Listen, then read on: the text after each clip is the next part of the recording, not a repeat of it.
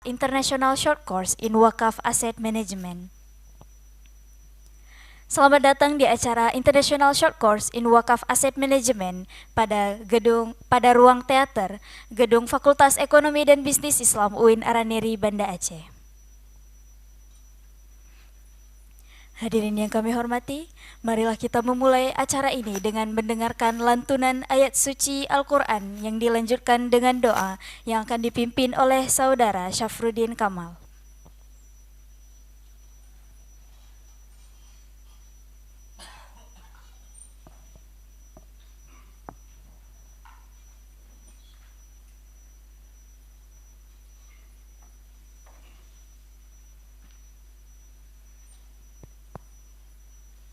Assalamualaikum warahmatullahi wabarakatuh.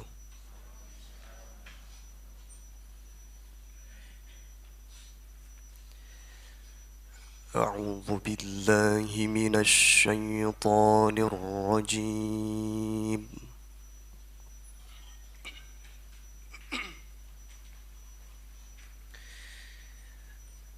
Bismillahirrahmanirrahim.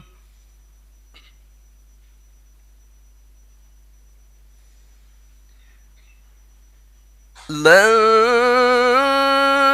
tanalul birra hatta tunfiqu mimma tuhibbun.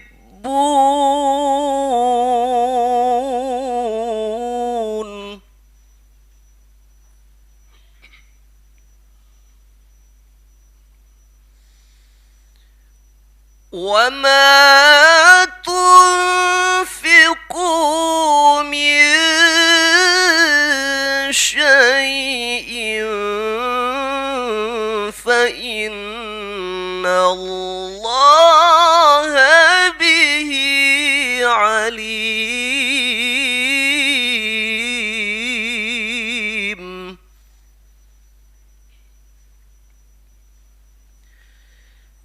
بسم الله الرحمن الرحيم.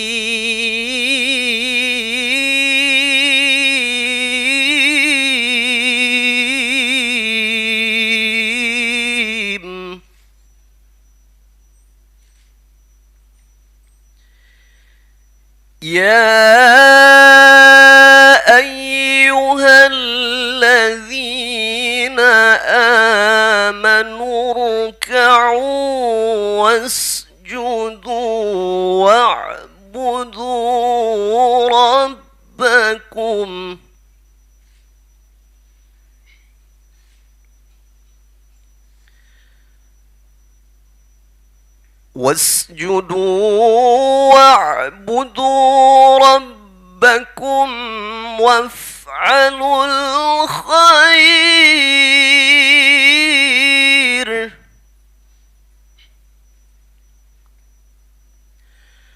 وافعلوا الخير لعلكم تفلحون.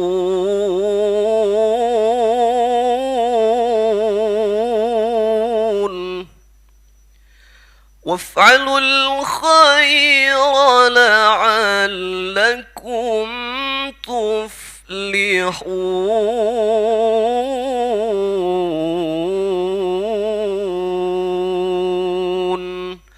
صدق الله العظيم. بسم الله الرحمن الرحيم. الحمد لله رب العالمين حمدا يوافي نعمه ويكافئ مزيده. يا ربنا لك الحمد كما ينبغي لجلال وجهك الكريم وعظيم سلطانك. اللهم اغفر لنا ذنوبنا ولوالدينا وارحمهم كما ربونا صغارا. اللهم اهدنا الصراط المستقيم صراط الذين أنعمت عليهم من النبيين والصديقين والشهداء والصالحين ربنا آتنا في الدنيا حسنة وفي الآخرة حسنة وقنا عذاب النار والحمد لله رب العالمين. السلام عليكم ورحمة الله وبركاته.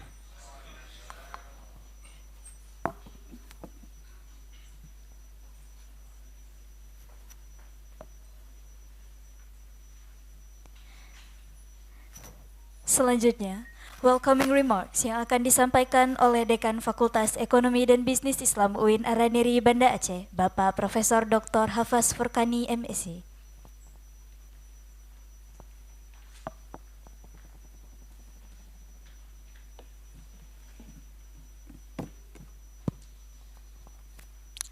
Bismillahirrahmanirrahim. Assalamualaikum warahmatullahi wabarakatuh.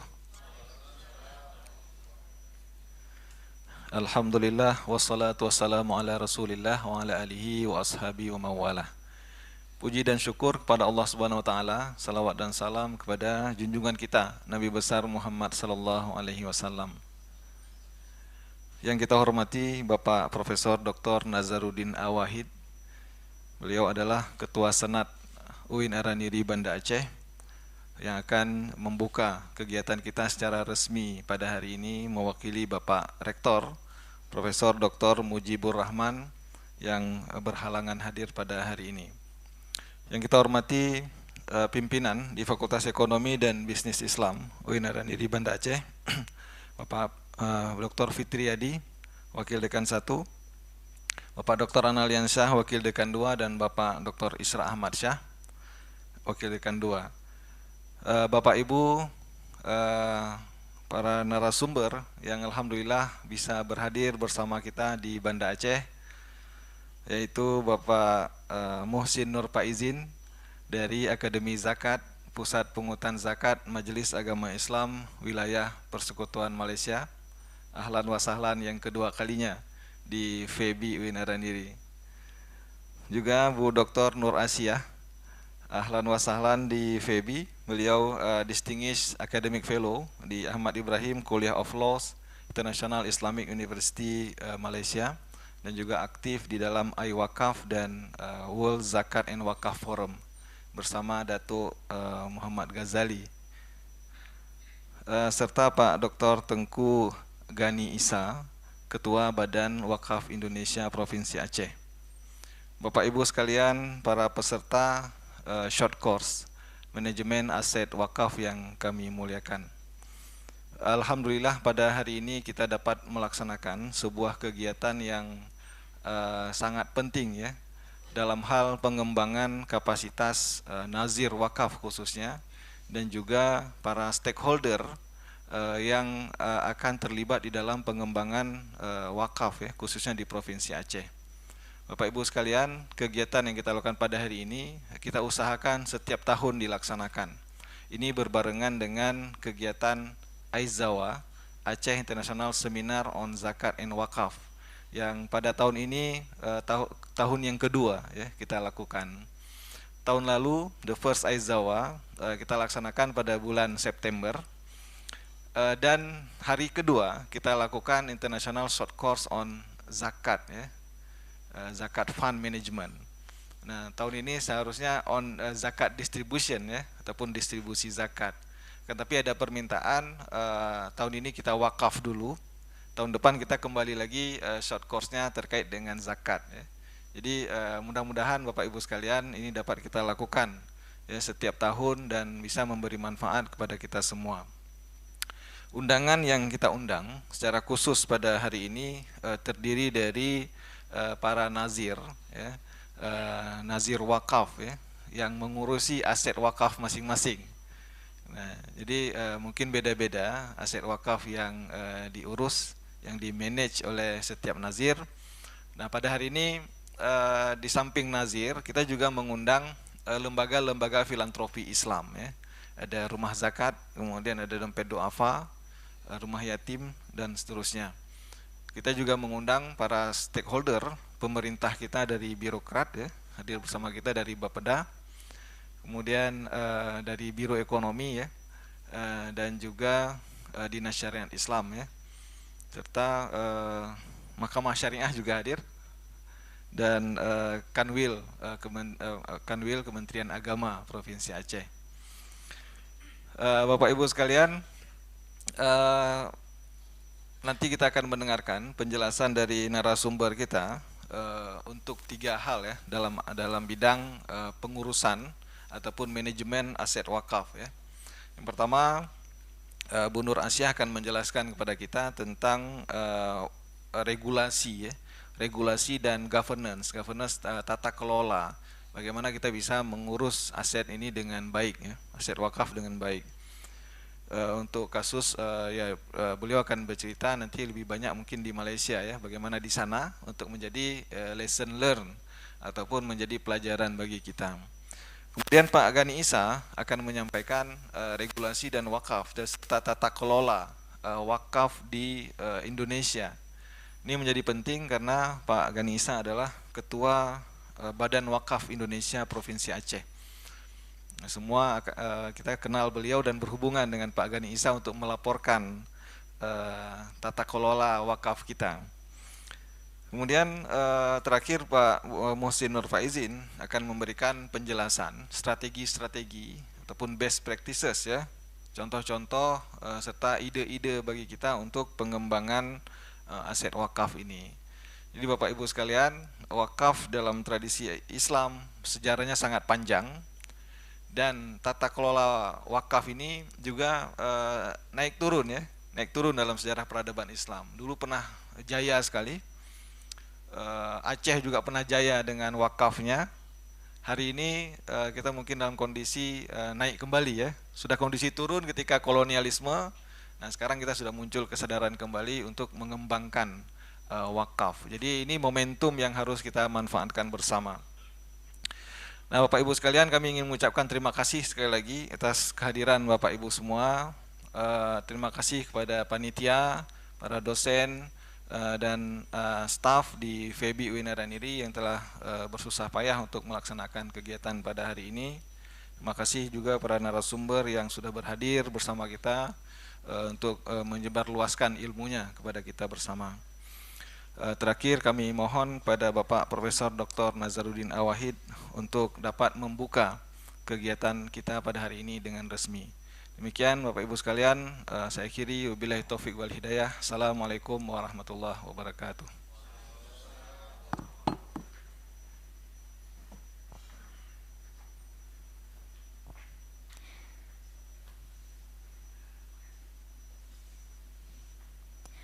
Selanjutnya, penyampaian opening remarks yang akan disampaikan oleh Ketua Senat UIN Araniri oleh Bapak Profesor Dr. Nazaruddin Awahid.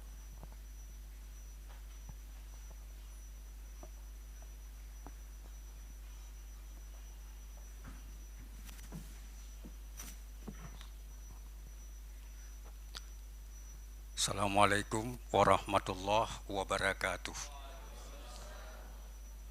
Alhamdulillahi rabbil alamin. Wassalatu wassalamu ala asrafil anbiya wal mursalin wa ala alihi wa sahbihi ajmain. Pertama-tama, mari sama-sama kita menyampaikan puji syukur kehadirat Allah Subhanahu wa taala atas limpahan rahmat dan karunia-Nya. Kita masih diberikan kesehatan, kelapangan waktu untuk dapat sama-sama menghadiri acara yang mulia ini. Mudah-mudahan kita semuanya diberikan keberkahan oleh Allah Subhanahu wa taala.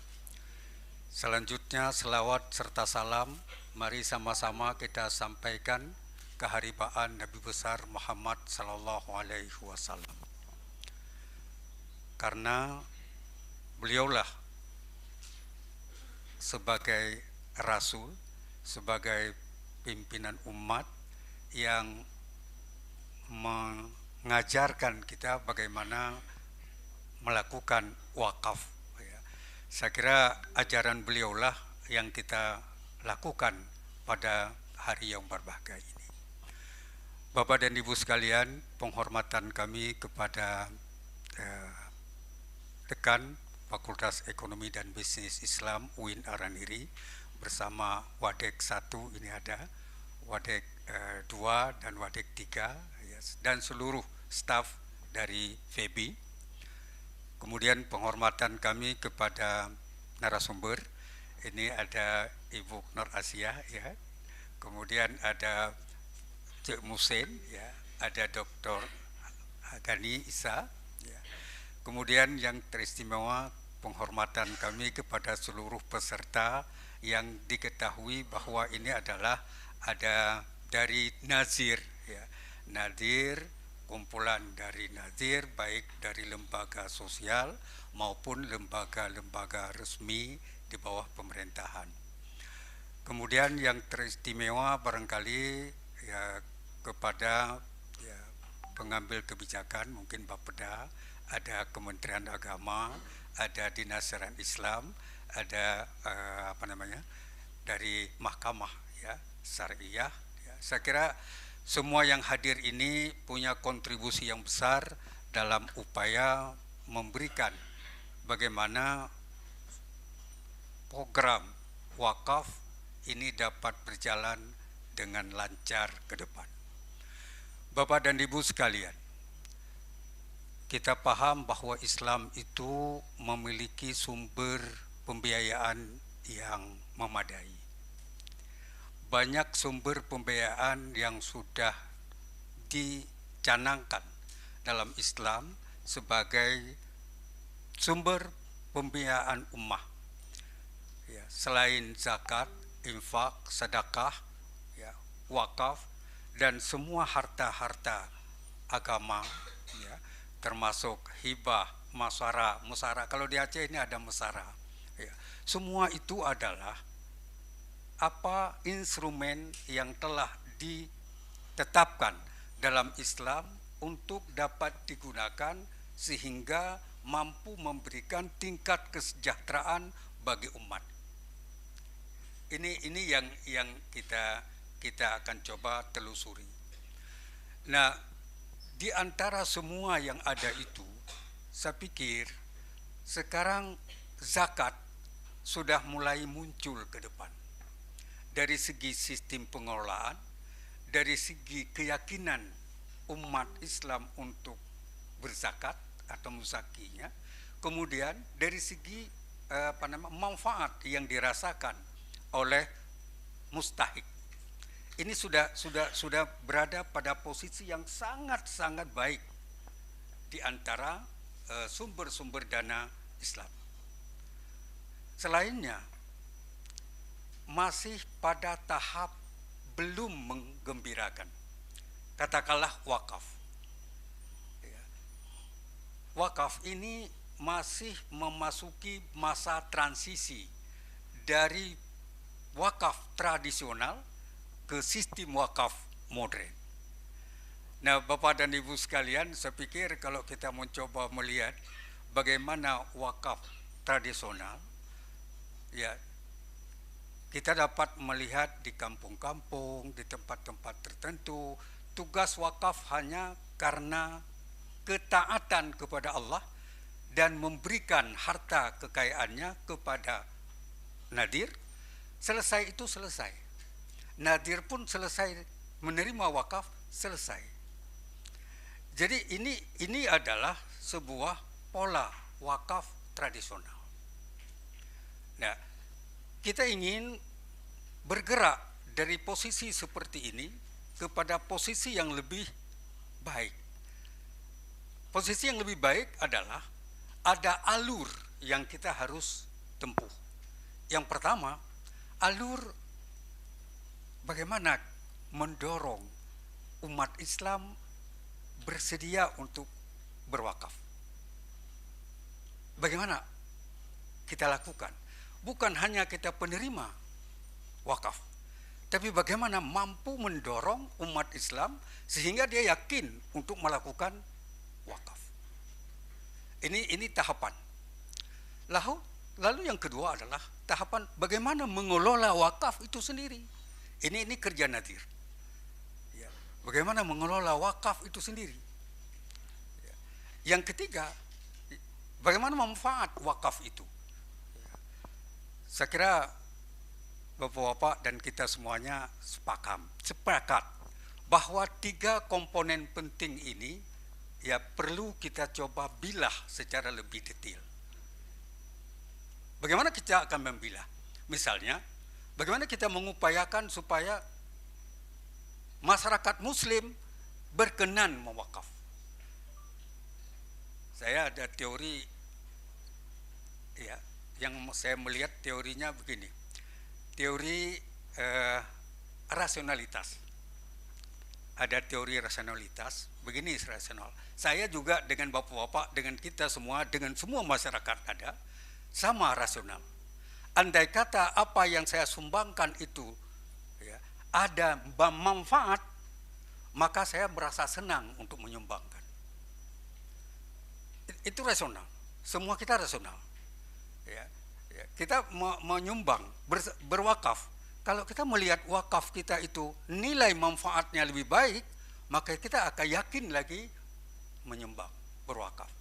Tapi pada saat kita berwakaf, lalu nilai manfaat dari apa yang kita wakafkan itu tidak nampak, maka kita sudah sedikit mundur perasaan kita untuk berwakaf. Saya kira ini rasionalitas. Ya, rasionalitas semua orang. Ya. Itu. Yang kedua adalah apa yang kita sebut dengan exchange, ya. Exchange itu pertukaran. Nilai pertukaran ini begini. Apa yang kita berikan kepada itu, apakah ada nampak efek yang timbul dari apa yang kita sumbangkan itu? Saya melihat begini ya, wakaf Habib Buka, ya, orang merasa sangat tersentuh. Kenapa? Dia dapat memberikan efek exchange, ya, pertukaran. Begitu jamaah haji datang ke Arab, langsung dia mendapatkan sekian, uang pemondokan sudah ditanggung, semuanya sudah. Ini efek langsung. Nah, sekarang apa efek wakaf yang kita berikan, ya, sehingga dapat kita lihat pertukarannya, exchange-nya. Ya. Ini barangkali semua nazir bisa memberikan jawaban sendiri. Apa nilai manfaat, apa nilai yang kita bisa tukarkan antara nilai wakaf yang kita berikan dengan manfaat yang dirasakan. Saya kira Bapak-bapak dan Ibu-ibu, ini teori ini boleh kita jadikan sebagai pegangan, di mana kita akan melihat bagaimana orang bisa berpikir rasional, ya, bagaimana orang akan bertindak secara ada nilai pertukaran yang dia rasakan dalam kehidupan itu. Oleh karenanya maka saya melihat bahwa wakaf, ya, yang kita berikan itu dapat kita lihat bagaimana manfaat yang akan kita peroleh. Bapak dan Ibu sekalian, kalau sistem pengelolaan, saya pikir Bapak sudah paham betul. Ini semuanya nadir, paham betul bagaimana mengelola. Jadi harta wakaf itu bagaimana kita kelola. Bahwa innya kekal, tapi manfaatnya dirasakan oleh masyarakat, oleh orang banyak. Saya kira ini semua kita sudah paham. Nah, yang ketiga, saya melihat bahwa nilai manfaat itu sebetulnya kita masih sekarang ini masih pada nilai biasa, belum ada yang signifikan. Nilai biasa saya maksudkan bahwa hanya untuk pendidikan, hanya untuk sosial, ya itu aja. Tapi belum ada bagaimana kita pertumbuhan ekonomi. Bagaimana ada pertumbuhan ekonomi. Atau bagaimana supaya ada persoalan yang nantinya dia tidak terikat lagi dengan itu. Itu sama dengan zakat juga begitu ya. Ya, kapanpun zakat ini akan terus berkembang, tapi nilai manfaatnya masih sangat sedikit.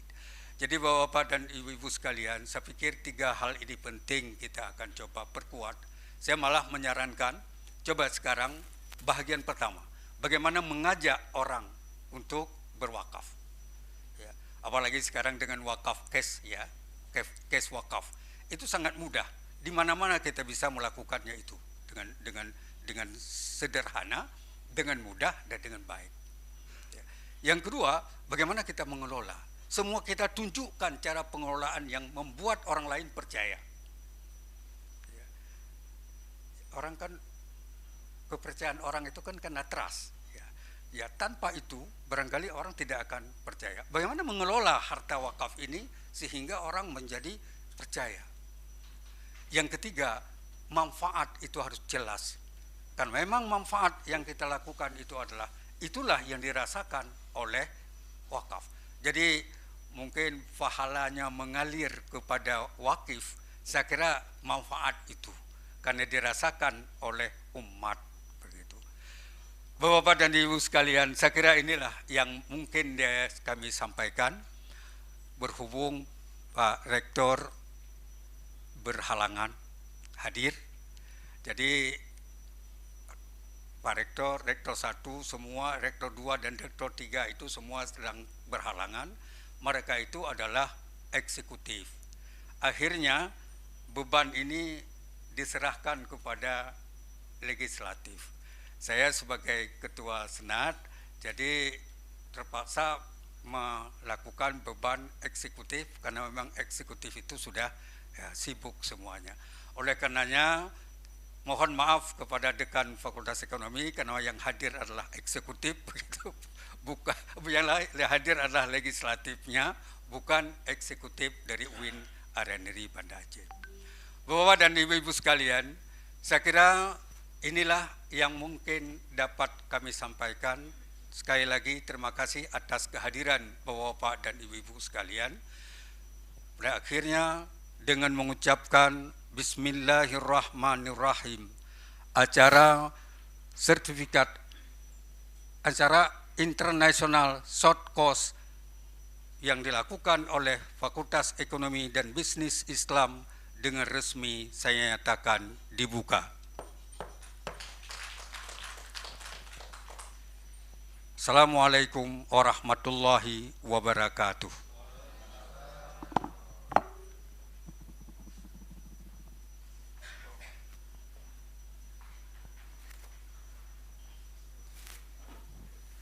Kami ucapkan terima kasih kepada Bapak Profesor Dr. Nazaruddin Awahid yang telah membuka acara International Short Course in Wakaf Asset Management pada hari ini. Selanjutnya, kita akan melakukan sesi foto bersama. Kami mintakan kesediaan para VIP, moderator, dan narasumber untuk mengambil tempat di depan panggung.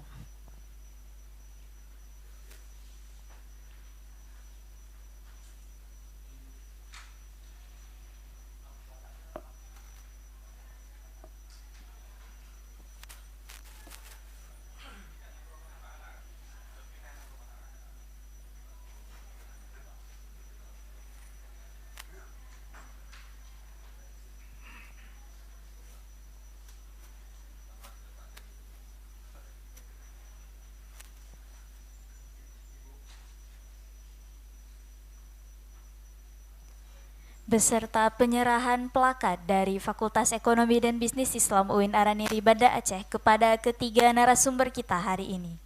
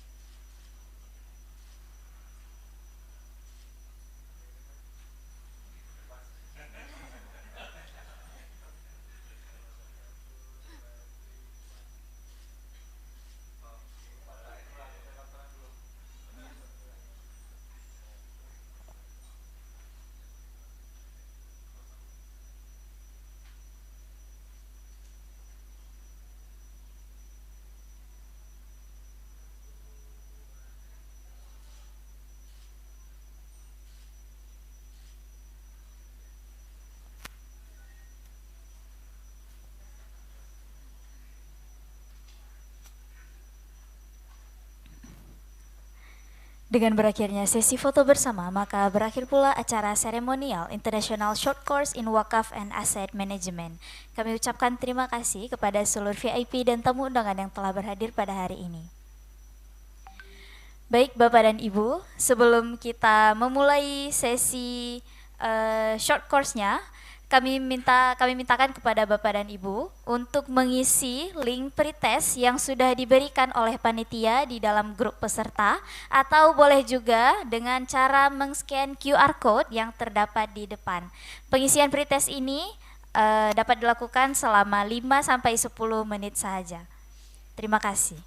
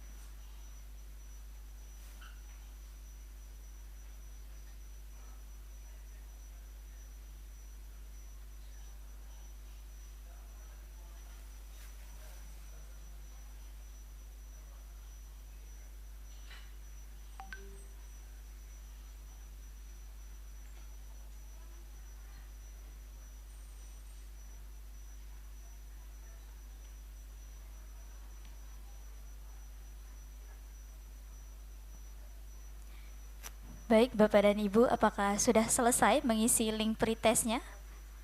Sudah?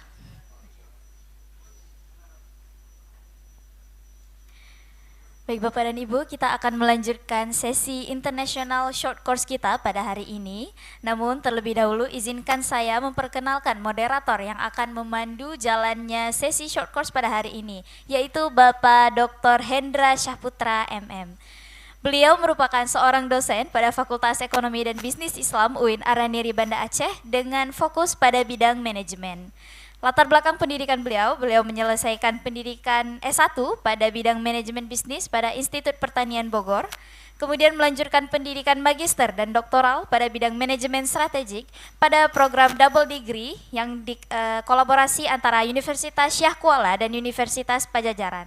Selanjutnya beliau juga melakukan postdoktoral pada Jeju National University Korea Selatan. Bapak Dr. Hendra Syahputra MM, waktu dan tempat kami persilahkan.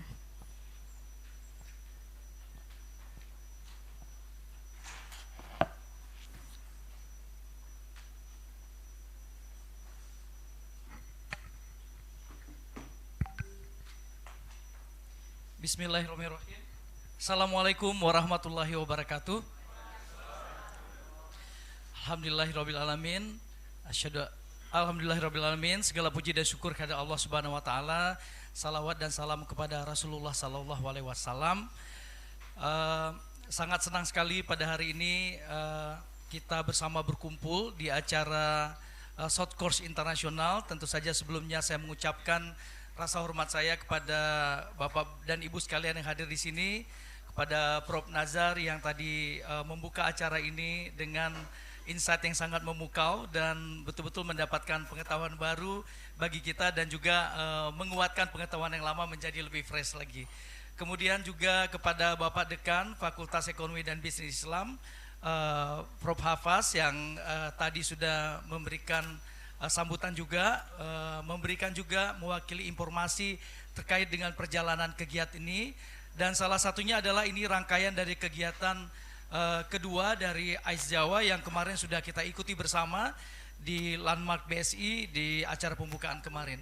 Dan tentunya juga kepada Bapak dan Ibu sekalian yang hari ini merupakan stakeholders dan juga mitra dari kegiatan international short course ini. Tentu saja ada dari yang disebutkan tadi, ada dari BWI, juga ada dari pemerintah daerah, dan ada juga dari lembaga-lembaga lokal yang mengurusi wakaf terutamanya yang ada di Aceh. Dan sekali lagi saya ucapkan selamat datang di International Short Course pada hari ini. Dan Bapak Ibu, kegiatan ini tentu saja tidak berjalan begitu saja. Ada lembaga-lembaga yang juga mendukung, dan kerjasama kegiatan ini adalah salah satunya dari UIN Araniri, Badan Wakaf Indonesia atau BWI, PPZ Pusat Pungutan Zakat Malaysia, dan ASKA PPZ Akademi Zakat di Malaysia, dan tentu saja juga dari dukungan para peneliti, para penggiat dari kegiatan aktivitas wakaf yang ada di Aceh dan juga Indonesia. Bapak Ibu yang saya hormati, pada international course kali ini ya, di short course kali ini, kegiatan ini akan diisi oleh para pemateri yang sangat berkompeten di bidangnya.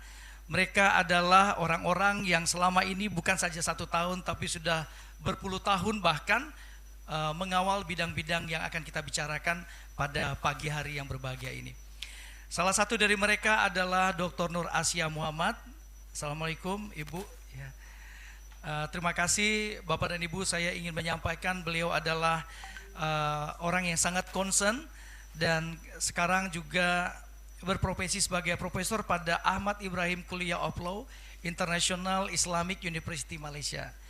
Memiliki banyak sekali pengalaman profesional dan penelitian yang sangat ada kaitannya erat sekali dengan pendalaman terkait wakaf sejak menempuh pendidikan di Bachelor of Law di International Islamic University Malaysia tahun 1988, lalu Master Comparative Law di International Islamic University Malaysia tahun 1991, dan Doktor di bidang Land Law dari universitas yang sama di tahun 2003.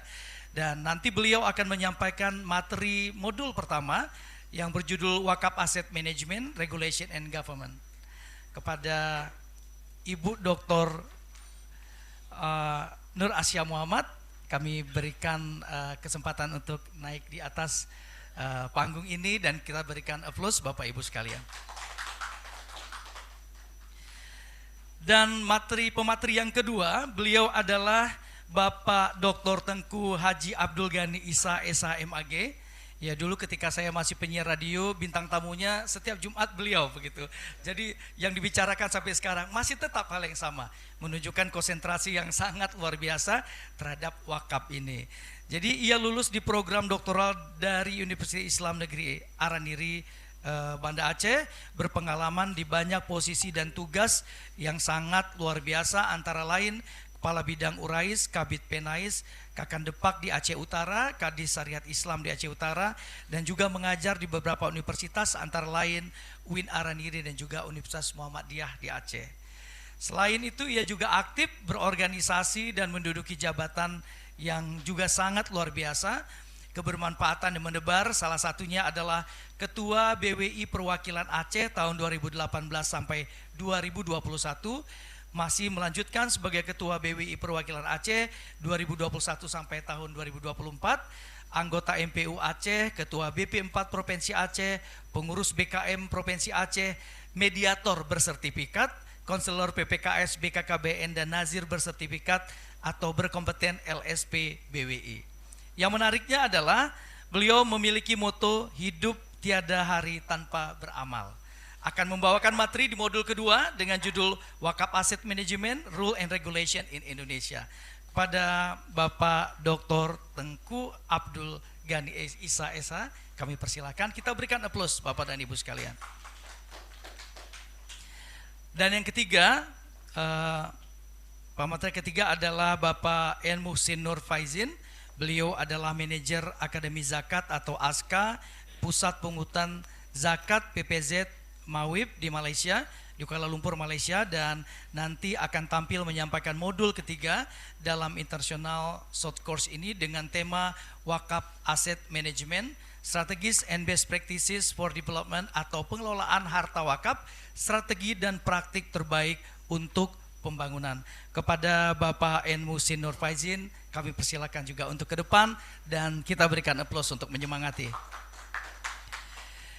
Bapak dan Ibu sekalian, kursus singkat ini bertujuan memperkenalkan wakaf dan pengelolaannya, mendefinisikan wakaf dan membahas pengelolaan wakaf baik dari kerangka hukum Islam, dari ekonomi Islam, pengelolaan wakaf dan dari perspektif lembaga. Dan salah satu outcome dari kegiatan ini adalah kita diberikan khasanah pengetahuan dan meningkatkan kemampuan mendefinisikan istilah-istilah mungkin dalam pengelolaan wakaf, juga mengetahui pihak-pihak yang terlibat dalam pengelolaan wakaf, dan nanti kita akan mendiskusikan bagaimana kerangkanya lalu bisa mendapatkan penjelasannya. Kalau tadi sudah ada pretest, nanti insya Allah setelah mereka bertiga menyampaikan materi maka ada post test, dan saya dengar kabar-kabarnya ada hadiah menarik juga gitu ya. Jadi untuk itu jangan beranjak sedikit pun, karena dari kemarin saya lihat kalau kita berada di landmark BSI, semua yang disampaikan itu sepertinya baru semua atau kita lupa mengupdate gitu ya. Jadi sekarang kita gunakan ini untuk mengupdate dan menambah pengetahuan kita semua terkait dengan pengelolaan wakaf. Baik, untuk mempersingkat waktu, kesempatan pertama kami berikan kepada Profesor Nur Asia Muhammad untuk menyampaikan modul materi pertama tentang Wakaf Asset Management, Regulation and Government. Kepada Ibu kami persilakan dan kita berikan tepukan semangat.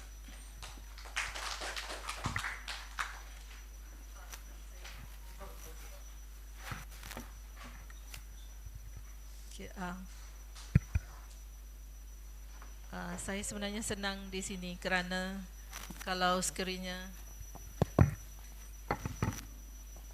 sekiranya saya di situ, rasanya yang nampaknya itu logo. Jadi saya mungkin cuma nampak mata. Okey. Bismillahirrahmanirrahim. Assalamualaikum warahmatullahi taala wabarakatuh. Rabbi shrah li sadri wa yassir li amri wahlul 'uqdatam min lisani yafqahu qawli. Alhamdulillah.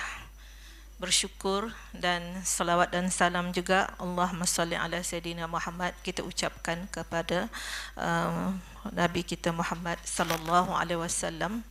Dan dengan izin Allah Subhanahu wa taala kita dapat bersama pada hari ini, dan saya sebenarnya sangat-sangat bersyukur diberi peluang oleh pihak FEBI Ar-Raniri untuk bersama. Saya sebenarnya tidak expect untuk diberikan ruang untuk bercakap. Sebenarnya saya memberitahu kepada Datuk Ghazali when he shared his invitation letter to this conference, and I told him I've never been to Aceh, so can I go there as an observer? Okay, I want to see the program and also to try to understand the governance of Wakaf. Then I don't know what's the communication between Datuk Ghazali and Prof Hafaz, and later I was given the Prof Hafaz contact number, and he told me you write to Prof Hafaz, and Alhamdulillah, and I was given a topic. To my surprise lah, I was given a topic. Kalau diberikan izin, sebenarnya saya pilih topik sendiri yang saya sudah ada di dalam petinya mungkin. Tetapi kita diberi topik dan I have to work on it. Then and later I thought that it's okay for me to prepare a few slides, you know, to share a few information. Tapi rupanya kemudian lihat, oh, ada full paper. Oh subhanallah, ada full paper pula kan. Okey, saya sebenarnya tanggal 8 Julai hari itu memang sudah bersara secara wajib. 60 tahun bersara wajib, kemudian diberikan offer letter sebagai Distinguished Academic Fellow, kemudian diminta supaya ditukar oleh Bapa Wakil Rektor tu, Profesor Dr. Faris, kepada Profesor Kontrak. Jadi sekarang ni post saya sebenarnya Profesor Kontrak, cuma saya minta delaykan sedikit report duty-nya. Saya ingin merasa 1 bulan orang bersara. Jadi saya tak perlu log in, log out, boleh berjalan tanpa minta izin, you know. So itulah. Jadi yang berbahagia Bapa Profesor Dr. Nazaruddin, Prof Hafaz dan juga para head of department yang mungkin saya tidak dapat sebut namanya, dan juga kepada Dr. Moderator and my panelist colleague. Alhamdulillah, tajuk yang diberikan kepada saya adalah tentang Asset Regulations and Management, sesuai dengan bidang saya lah. Saya orang hukum dan saya mengajar subjek Wakaf Law and Management, which I introduced in 2016 as one of the elective papers for law student. And before that, I just teach wakaf as part of tanah wakaf, as part of one type of land. Jadi setelah beberapa lama, saya minta maaf saya guna bahasa campurization, rojak kata orang Melayu, orang Malaysia, sebab rasa segan juga kita bila orang cakap bahasa Melayu, bahasa Aceh mungkin, saya cakap bahasa Inggeris seperti terlalu mengagung-agungkan, but because when I saw it is an international short course, so I thought that the medium should be English. Itu yang saya buat dalam bahasa Inggeris. Saya pandai cakap Melayu insya-Allah. Cuma bila bahasa tu, term tu kadang-kadang tak datang. Jadi saya mengajar undang-undang tanah dan wakaf itu sebagai sebahagian daripada tanah wakaf, which sebenarnya kita akan merasakan bahawa itu adalah satu penyampaian yang agak tidak begitu cantik lah. Saya tak nak guna perkataan ilmu salah, tidak. Tetapi sebenarnya wakaf itu adalah satu institusi, bukan hanya sejenis tanah yang diwakafkan. Jadi sudah sampai masanya, saya fikir sudah sampai masanya untuk saya memperkenalkan satu course, satu subjek yang saya boleh menceritakan sebenarnya wakaf itu adalah satu institusi. Institusi yang membawa kepada pembinaan ketamadunan orang Islam. Dia bukan sahaja membina ketamadunan orang Islam, tetapi dia juga menjaga, to preserve the civilization of Muslim civilization. Buktinya kita telah melihat bagaimana perjuangan Erdogan menukarkan Hagia Sophia daripada sebuah gereja di zaman Roman menjadi wakaf dengan dibeli dari menggunakan wangnya sendiri, bukan menggunakan wang kerajaan, lalu diwakafkan dan digunakan sebagai masjid. Kemudian berlaku revolusi, kemudian digunakan, ditukarkan oleh di zaman Kamal Atatürk menjadi sebuah museum. Dan kerana ia adalah harta wakaf, bila kita sebut wakaf, 4 prinsip utama wakaf itu ialah pilasnya, kan? Jadi pilasnya kita ada wakif, kita ada mauquf, kita ada mauquf alai, dan kita ada sirah. Di sinilah peranannya, bagaimana sirah wakaf itu telah dapat menjaga wakaf dan menjaga bukan saja harta, kerana harta itu adalah lambang keagungan, martabat, kuasa, power yang membina, yang menjadi asas kepada civilization. Jadi sehingga dibawa ke Mahkamah International Court, kerana kita ada sirah yang jelas menunjukkan itu adalah wakaf, maka kerajaan Turki menang dan boleh diisytiharkan Hagia Sophia itu sebagai masjid. Jadi kita ingat, itulah contoh yang kita boleh bagi. Banyak lagi contoh-contoh yang lain bagaimana suatu harta orang Islam itu dapat dijaga, ditegakkan dengan menjadikan ia harta wakaf. Jadi kalau kita bercakap tentang wakaf, dia bukan keuntungan yang kita boleh bercerita pada tahun hadapan, pada bulan hadapan, pada esok hari, bukan. Wakaf, bila kita kata wakaf, kita harus expect that the income, how we generate the income is maybe in the next 10 years, 5 years, mungkin saya boleh kata 5 years, 10 years, 20 years, one generation, one decade. So itulah. Dan sebab itu kita melihat daripada zaman Muhammad Al-Fatih sehingga hari ini, Hagia Sophia itu tegak sebagai suatu lambang keagungan Islam. Tapi kita tidak menafikan, kalau kita tengok Turki masih membiarkan sebahagian daripada bahagian di dalam Hagia Sophia itu yang menunjukkan Maryam, gambar Maryam masih kekal. Dia tidak menafikan 100%, tetapi itu adalah suatu lambang wakaf, untuk menunjukkan wakaf itu bukan sahaja untuk orang Islam, tetapi untuk juga orang bukan Islam dan untuk makhluk Allah yang lain, untuk yang sejagat. Jadi tajuk saya ialah tentang perundangan. Jadi saya terpaksa khususkanlah kepada tajuk ini, dan saya akan bercerita tentang perundangan di wakaf di Malaysia. Mungkin Mr. Encik Mohsin ada boleh tokok tambah di mana apa yang kurang. Jadi secara sejarahnya wakaf di Malaysia itu berkembang selari dengan berkembangnya Islam. Malah saya yakin perkembangan yang sama juga berlaku di tempat-tempat yang lain. Sebab di mana ada orang Islam, perkara pertama yang kita fikirkan ialah untuk mendirikan masjid. Jadi masjid itu sememangnya wakaf. Kita akan tengok nanti bagaimana undang-undang mengiktiraf secara perundangannya bahawa bila dia dinamakan masjid maka ia adalah wakaf.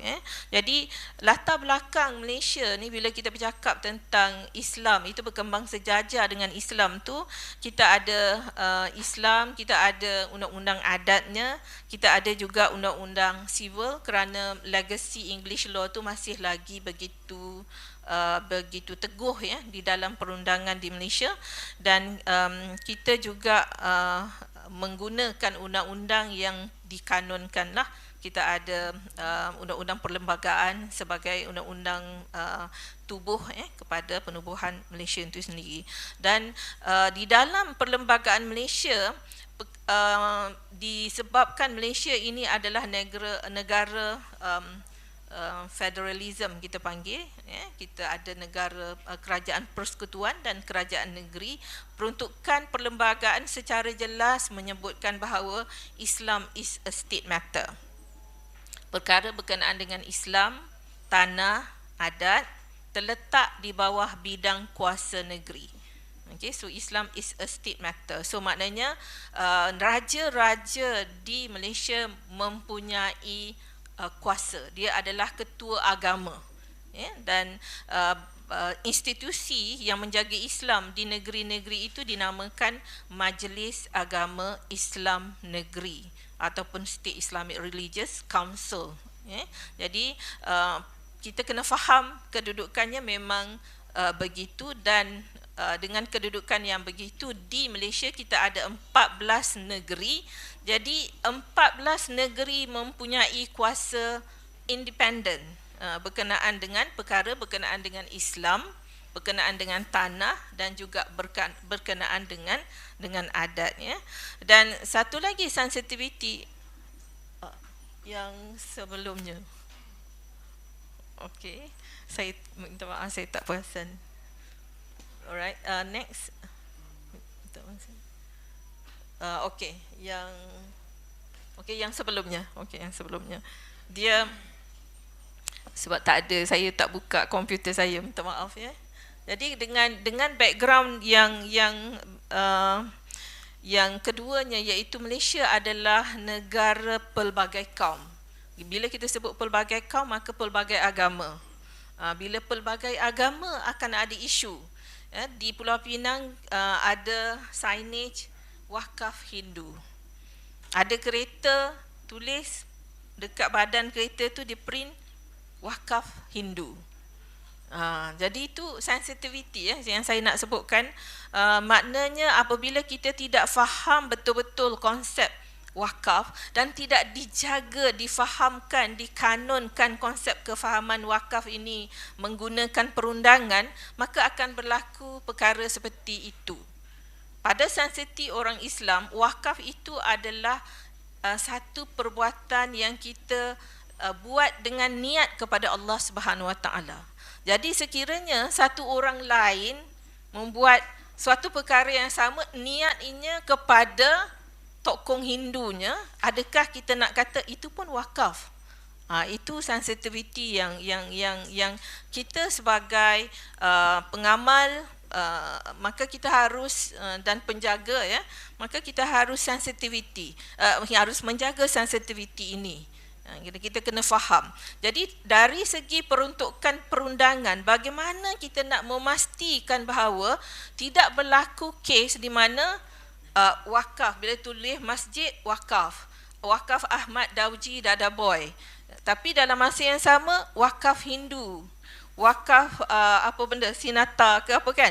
Jadi tentu akan menjadikan ketidakfahaman, salah faham, ya, confused especially among the young generation and also the future generation. So how we the present leaders try to protect and preserve wakaf and present it in a true concept of wakaf.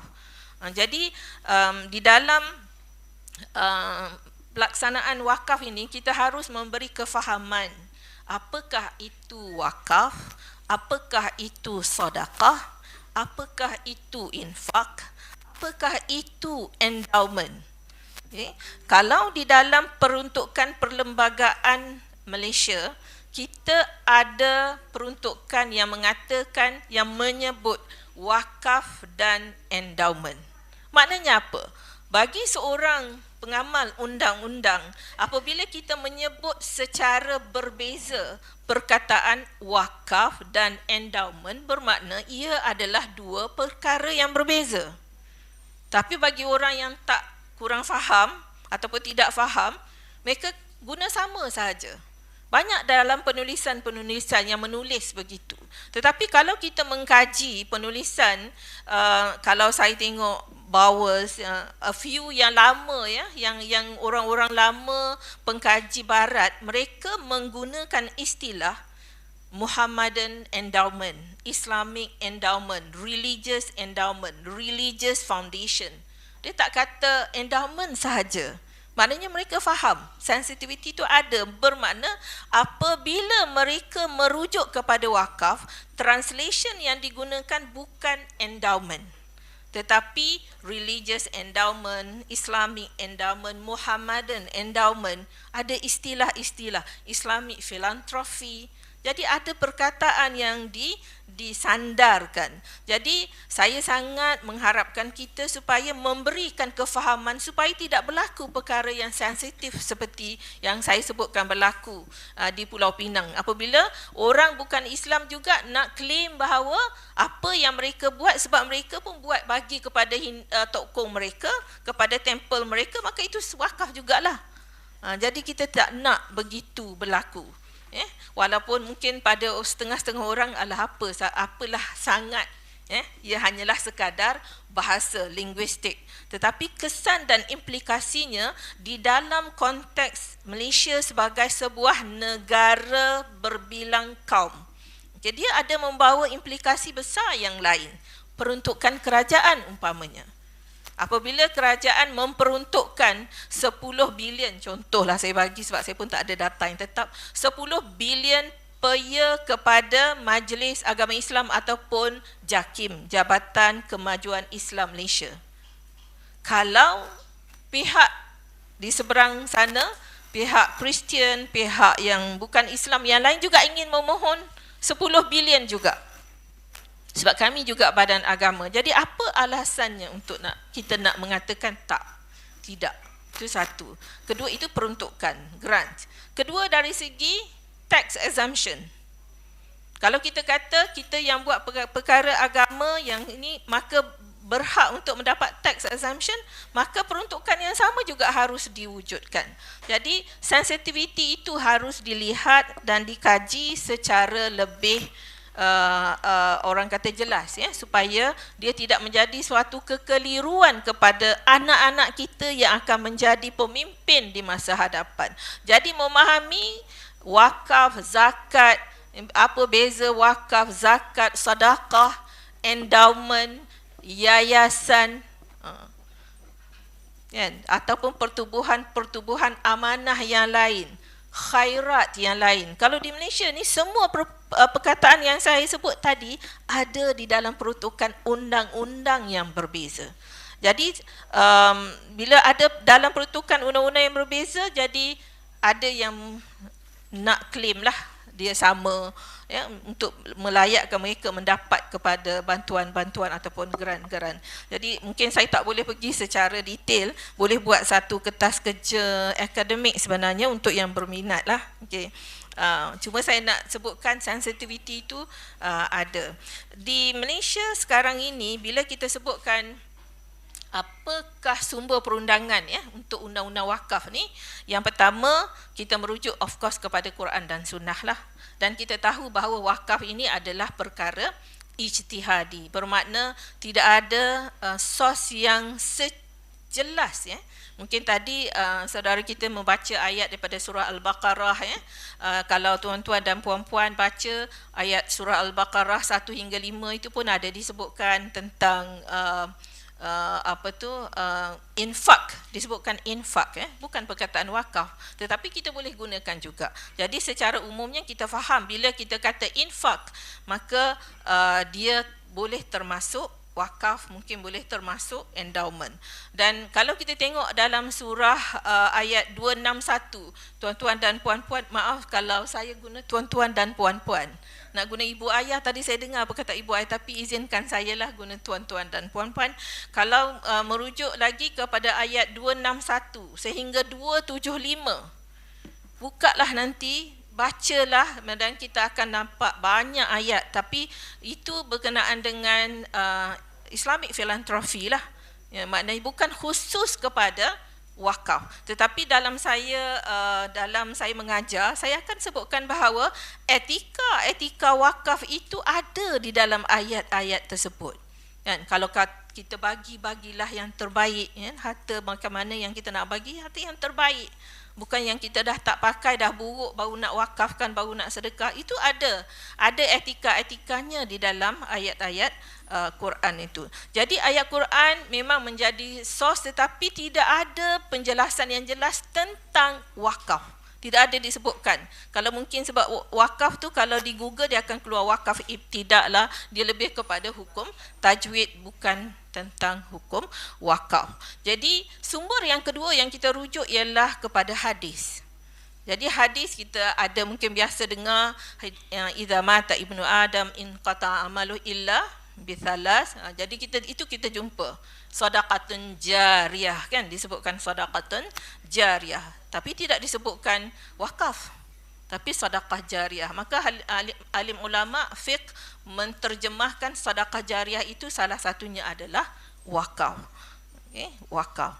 Tetapi penceritaan yang seterusnya yang membezakan wakaf, sebab kalau kita baca orang bukan Islam pun memang yang saya sebutkan yang agama Samawinya juga mengatakan bahawa mereka ada wakaf. Wakaf zaman Nabi Ibrahim contohnya. Kita masih melihat wakaf Baitullahil Haram. Sampai sekarang kita masih melihat. Dan wakaf yang membezakan, hadis yang membezakan wakaf zaman Nabi Muhammad dan zaman Nabi-Nabi sebelumnya ialah tentang legal system. Hadis Saidina Umar tentang tanahnya di Khaybar. Mungkin tuan-tuan boleh Google, saya tak nak pergi detail. Tetapi hadis Saidina Umar dan tanahnya di Khaybar memberi, kalau saya mengajar, 8 prinsip utama wakaf. Okey, 8 prinsip. Ada yang mengatakan 6 prinsip utama wakaf ataupun hukum. Hukum.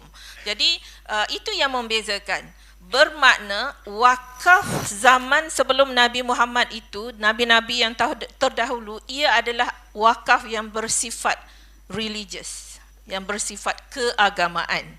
Tetapi wakaf yang kita lihat di dalam bermula daripada zaman Nabi Muhammad yang diterangkan, yang diekstrakkan daripada hadis Saidina Umar dengan tanahnya di Khaybar itu adalah prinsip wakaf yang dikembangkan pada hari ini, yang memberi suatu conclusion bahawa wakaf itu adalah perkara ijtihadi. Tuan-tuan dan puan-puan, tuan-tuan adalah pentadbir, tuan-tuan adalah nazir, di tangan tuan-tuan adalah satu hukum di mana ia adalah ijtihadi. Cuba bayangkan, adakah saya mampu berijtihad tentang wakaf kerana saya sekarang menjaga wakaf?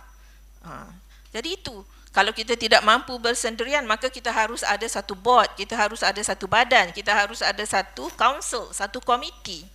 Tetapi kuasa itu telah diberikan, dijelaskan di dalam hadis Saidina Umar dan tanahnya di Khaybar. Kalau tuan-tuan ada ke Mekah, tahun lepas saya juga melawat kawasan Khaybar ini. Sekarang ini telah dibuat land acquisition by the Saudi government and it's open for us to visit. Sebab itu kita boleh faham kenapa Yahudi begitu berani, begitu menang walaupun di ini, kerana dia mempunyai anak sungai dan tanah yang subur. Jadi that's the best, kata Saidina Umar. Ya Rasulullah, itu aku mendapat tanah yang paling aku sayang. Bila kita nak buat yang terbaik, maka kita rujuklah. Itu pun konsep, terujuklah, kita bertanya. Jadi Saidina Umar bertanya kepada Rasulullah, apakah yang terbaik yang aku nak buat dengan tanah yang terbaik yang aku pernah dapat? Jadi setakat itu, yang lain-lain kita seterusnya. Jadi kita merujuk kepada Quran, sunnah, dan sunnah menunjukkan bahawa wakaf itu ijtihadi, bermakna kita sentiasa ada ruang untuk berijtihad. Berijtihad bukan bermakna berbalah, bukan berkelahi je, macam tadi kata orang fik suka berkelahi, kata Pak Nadra, tapi berijtihad, berkelahi ke arah untuk berijtihad. Jadi kita nak menggerakkan wakaf itu maknanya begitu luas sekali potensinya, sebab kita sentiasa boleh berijtihad. Dan daripada ijtihad inilah, fatwa-fatwa inilah di Malaysia kita hasilkan wakaf enactment. Undang-undang wakaf di Malaysia kita ada, setakat ni dah ada 8 negeri yang dah ada enactment, mungkin lagi 6 masih on the way mungkin. Wilayah juga ni Tuan Muhsin on the way atau on the way? Sebab wilayah ni dia seperti abang besar. Jadi sentiasa dia nak tunjuk dia perfect. Ada benda baru je nak baiki lagi. Jadi sebab once it becomes an act, normally other state will follow. Jadi setakat ini kalau di Selangor mungkin tidak yang terbaru lah, sebab di Selangor telah agak lama 2015 ya, enactment Wakaf Selangor. Yang terbaru ialah Pahang ya, enactment Wakaf Pahang 2021 ini. Jadi kita ada enactment Wakaf. Sekiranya negeri-negeri yang ada enactment Wakaf, jadi sumber rujukan wakaf yang utama adalah enactment. Tadi kita sebut Quran Sunnah, maka sumber enactmentnya menjadi sumber rujukannya adalah enactment. Bagi negeri-negeri yang tidak ada enactment wakaf, maka dia bergantung kepada fatwa. Maknanya setiap isu harus difatwakan. Ada perkara baru, nak pakai wakaf tunai ke tak nak wakaf tunai, fatwakan. Nak guna wakaf mushtarak, fatwakan. Nak perkenalkan produk wakaf muakkad, fatwakan dulu. Jadi banyak bergantung kepada fatwa untuk perkembangan. Ya, isunya di Malaysia, fatwa sering di-challenge. Fatwa kata tidak boleh masuk Ratu Cantik, challenge. Ya, jadi fatwa tidak, walaupun kita orang Islam, kita berpegang dan kita mempertahankan fatwa, dan fatwa tu mesti digazetkan, tetapi dari segi challengesnya, sampai bila-bila pun pasti akan ada ruang untuk di-challenge oleh pihak-pihak yang mungkin tidak bersetuju. Jadi selain daripada fatwa, kita boleh lagi juga merujuk kepada ijtihad contemporary, kita panggil daripada Syariah Advisory Council, bank ada, bank negara ada, Securities Commission ada. Mereka ni sentiasa ada, bila ada apa-apa isu, mereka sentiasa bermesyuarat dan come up dengan decision. So that can be one of the examples of the contemporary fatwa. Tetapi untuk menjadi fatwa harus mengikut prosedur undang-undangnya lah. AUFI juga, mungkin tuan-tuan yang biasa dengan finance accounting, AUFI menjadi rujukan. Jadi kalau kita sebagai pengkaji, kita sebagai penjaga-penjaga wakaf, saya rasa kita mesti always familiarize ourselves with all this new update daripada badan-badan fatwa contemporary. Dan kalau di Indonesia, saya rasa kita ada yang terbaru, Wakaf Core Principle. So pada saya, Wakaf Core Principle ni adalah merupakan contemporary ijtihad lah. Kalau sama ada kita nak challenge ke tak nak challenge, tapi kalau kita menghormati, ia adalah satu ijtihad daripada para cerdik pandai, dan harus sedaya mungkin kita melaksanakannya. Dan bagi pihak World Zakat dan Wakaf Forum, kita cuba sedaya upaya untuk menjadikan Wakaf Core Principle yang dibuat secara orang kolektif di Indonesia ini diguna pakai oleh negara-negara lain. Bukan sahaja Malaysia, tetapi Australia, Bosnia. Jadi kita harap sangat negara-negara lain ini mengguna pakai Wakaf Core Principle, dan mereka sedang membina lagi yang kita panggil rules, yang kita panggil technical notes untuk Wakaf Core Principle ni, macam mana nak melaksanakan semua. Jadi kalau Malaysia belum ratify lagi melalui negara-negara OIC lain belum lagi ratify Wakaf Core Principle, tetapi kita masih guna secara akademik lah, kita menggunakannya secara akademik. Okay? Saya nak kena laju sedikit. Jadi berkenaan dengan enactment wakaf ni, secara umumnya saya boleh tunjukkan yang pertama diperkenalkan di Selangor 1999. Maknanya Undang-Undang Nombor 41 2004 Indonesia belum ada. Okey, belum ada. Jadi Selangor 1999 merupakan enactment pertama memperkenalkan di Malaysia, tetapi diperbaharui sehingga pada tahun 2015. Jadi apa yang kita masukkan daripada 1999 itu antara lainnya ialah tentang konsep-konsep baru mauquf itu. the subject matter of wakaf tu, apa dia kan.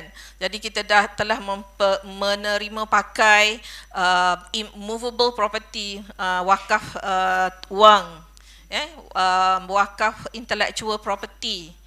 Kalau lagu yang baik lah, lagu yang syar'i, syariah compliant, ada royalty, jadi kita boleh wakafkan royalty itu. Jadi itu salah satu orang kata perkembangan lah, dan kemudiannya dan kemudian kita tambah baik lagi, kita perkukuhkan lagi dari segi kedudukan wakaf itu, di mana kita isytiharkan sekiranya ada pertembungan antara undang-undang civil, tu yang saya kata sensitivity background dekat Malaysia ni, sekiranya ada pertembungan antara undang-undang civil dan undang-undang wakaf, undang-undang wakaf prevail. Prevail tu maknanya contoh dia. Saya cerita, saya pun tak tahu saya ada banyak mana masa. Saya ceritakan satu kes lah. Pada tahun 1999 kita ada peruntukan bahawa bila kita buat wakaf, kita harus juga melihat kepada peruntukan-peruntukan yang lain. Niatnya bagus. Kalau kita buat wakaf, kita register wakaf. Kalau tanah wakaf, kita ada undang-undang kanun tanah negara yang mengatakan tanah wakaf ini harus diregisterkan di pejabat tanah supaya semua orang tahu, oh ini tanah wakaf. Kalau ada orang nak beli, ini tanah wakaf. Jadi kita kata undang-undang itu mengatakan bahawa bila kita buat wakaf, maka kita kena tengok undang-undang lain yang berkaitan. Tetapi apa yang berlaku, ada satu kes di mana satu syarikat ini, dia Gamuda, dia mewakafkan satu tanah untuk tanah kubur. Okey, untuk tanah kubur.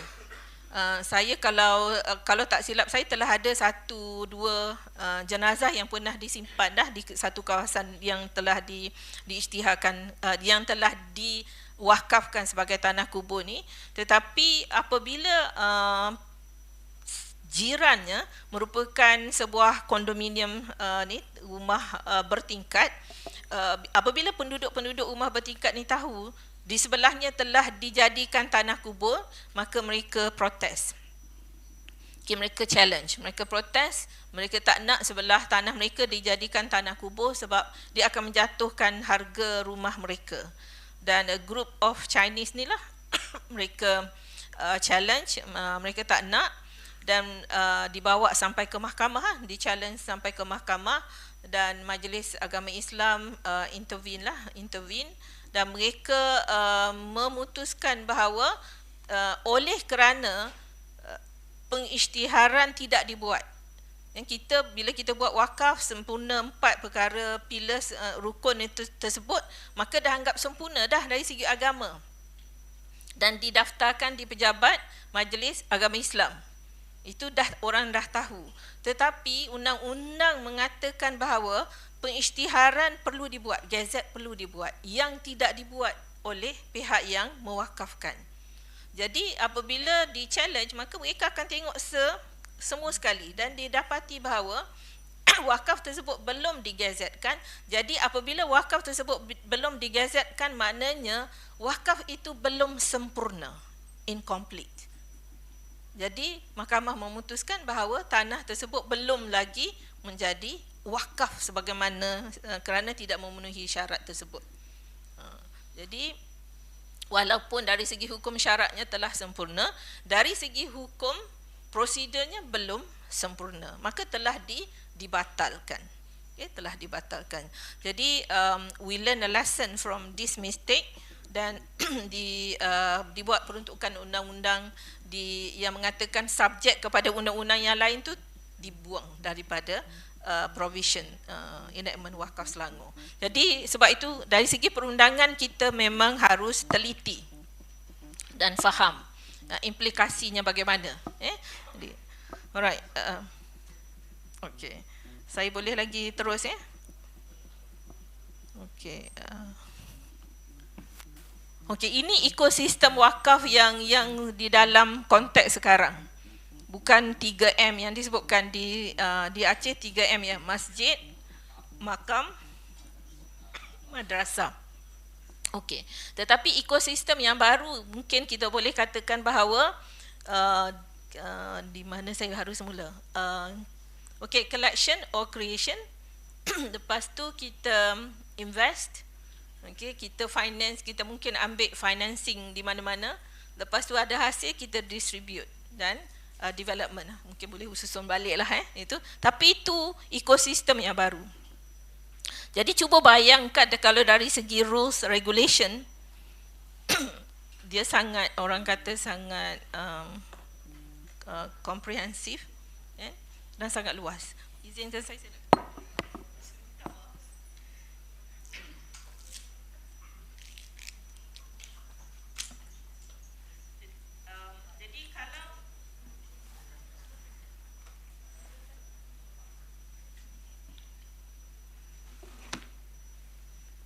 di dalam kalaulah undang-undang ni lambat bergerak, dia sebenarnya sangat membahayakan wakaf itu, institusi wakaf itu sendiri.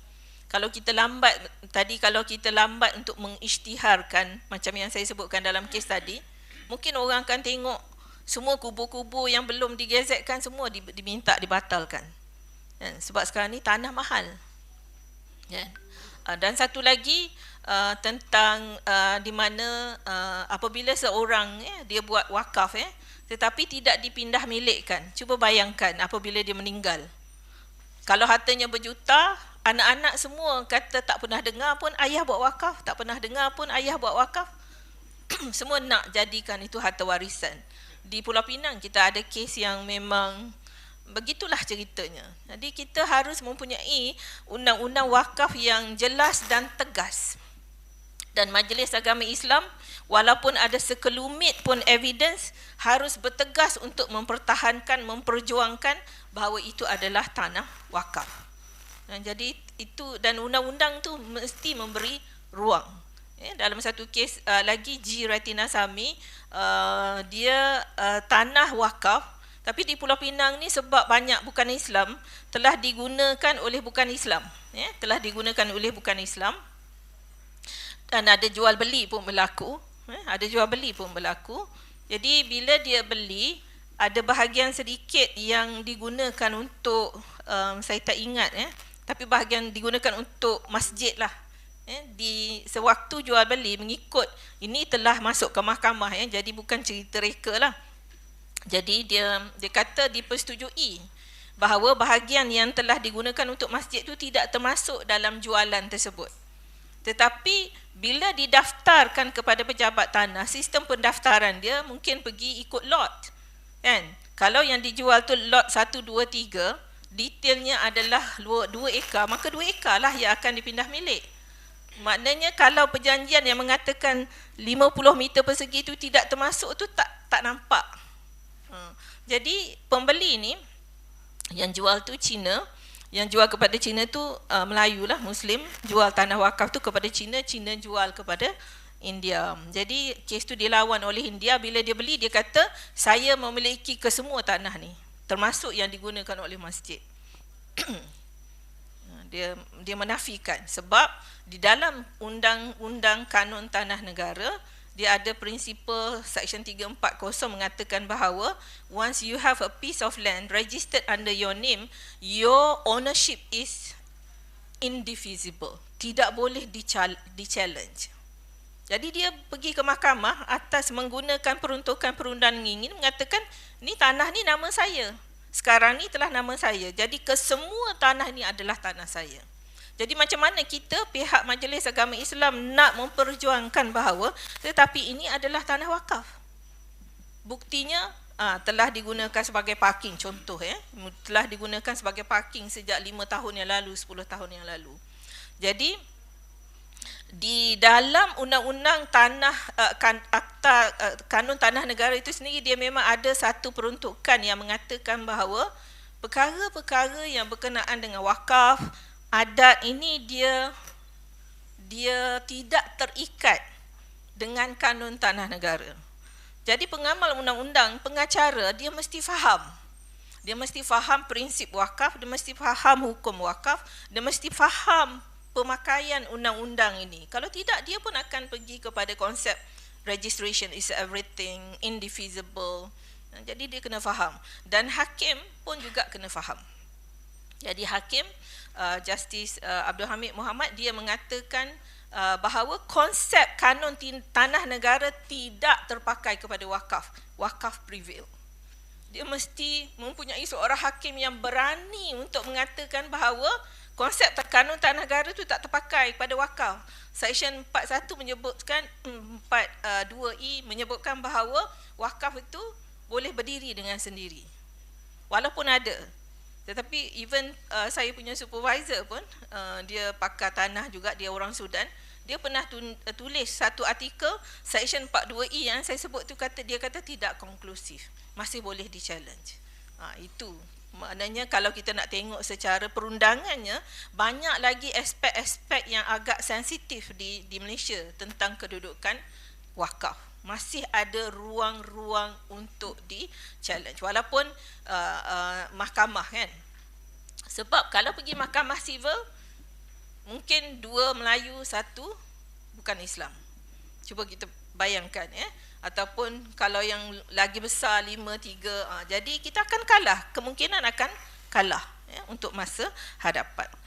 Okey, itu cabaran di Malaysia lah, dan mungkin lesson learn untuk di Aceh ni ialah perkuatkanlah tanah itu, tanah wakaf itu dengan mempunyai peruntukan perundangan yang jelas, yang teguh, yang komprehensif.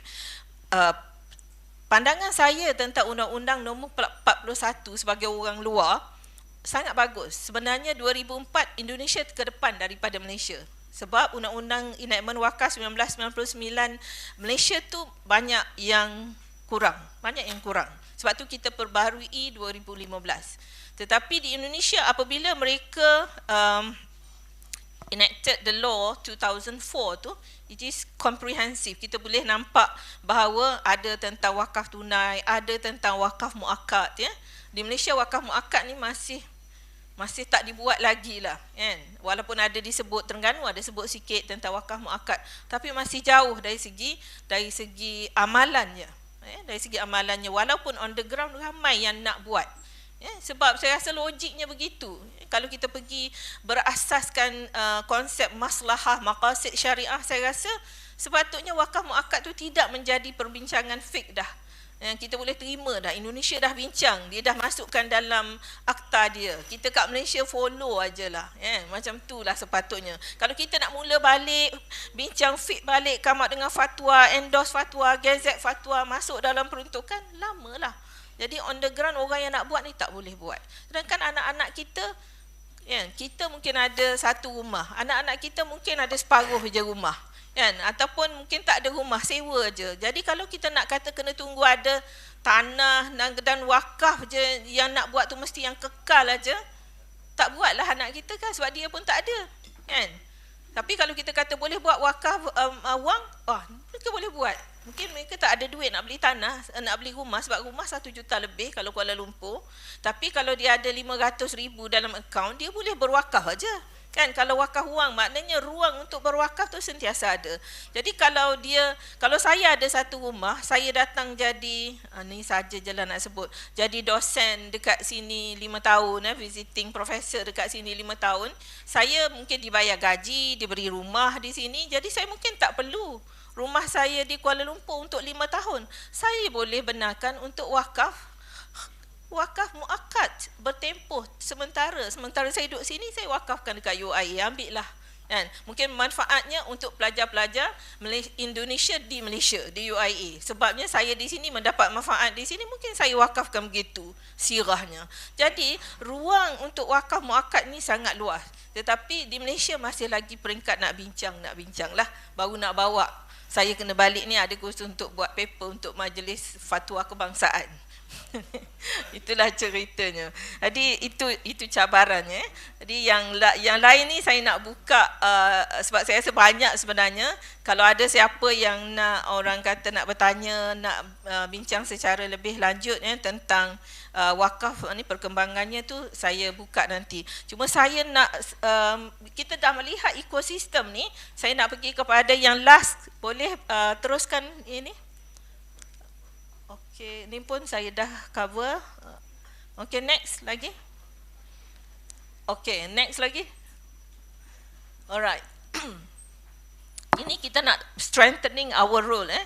Ini yang saya rasa memang sangat penting untuk menjaga reputasi wakaf, institusi wakaf. Kalau kita fail dan reputasi wakaf tercemar, memang payah untuk kita nak naik balik. Jadi amanah sebagai menazir wakaf ini sangat-sangat besar. Kita tak boleh kata, oh saya tak pandai accounting, saya lulus Al-Azhar. No. Maknanya kalau kita tak pandai, kita kena cari orang lain yang pandai. Kita kena rujuk, kita kena minta badan yang lain untuk buat. Tidak ada alasan. Pada saya tidak ada alasan.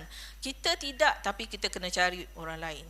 Jadi majlis agama Islam saya rasa perlu ada profesional di dalam tim mereka. Kita bercakap pasal development, ekosistem kita bercakap tentang development, bercakap tentang investment. Kalau kita kata oh kami tak boleh buat, kami tak ada kepakaran, kita harus buatlah. Kita mesti buat sebab wakaf itu ekosistemnya telah begitu.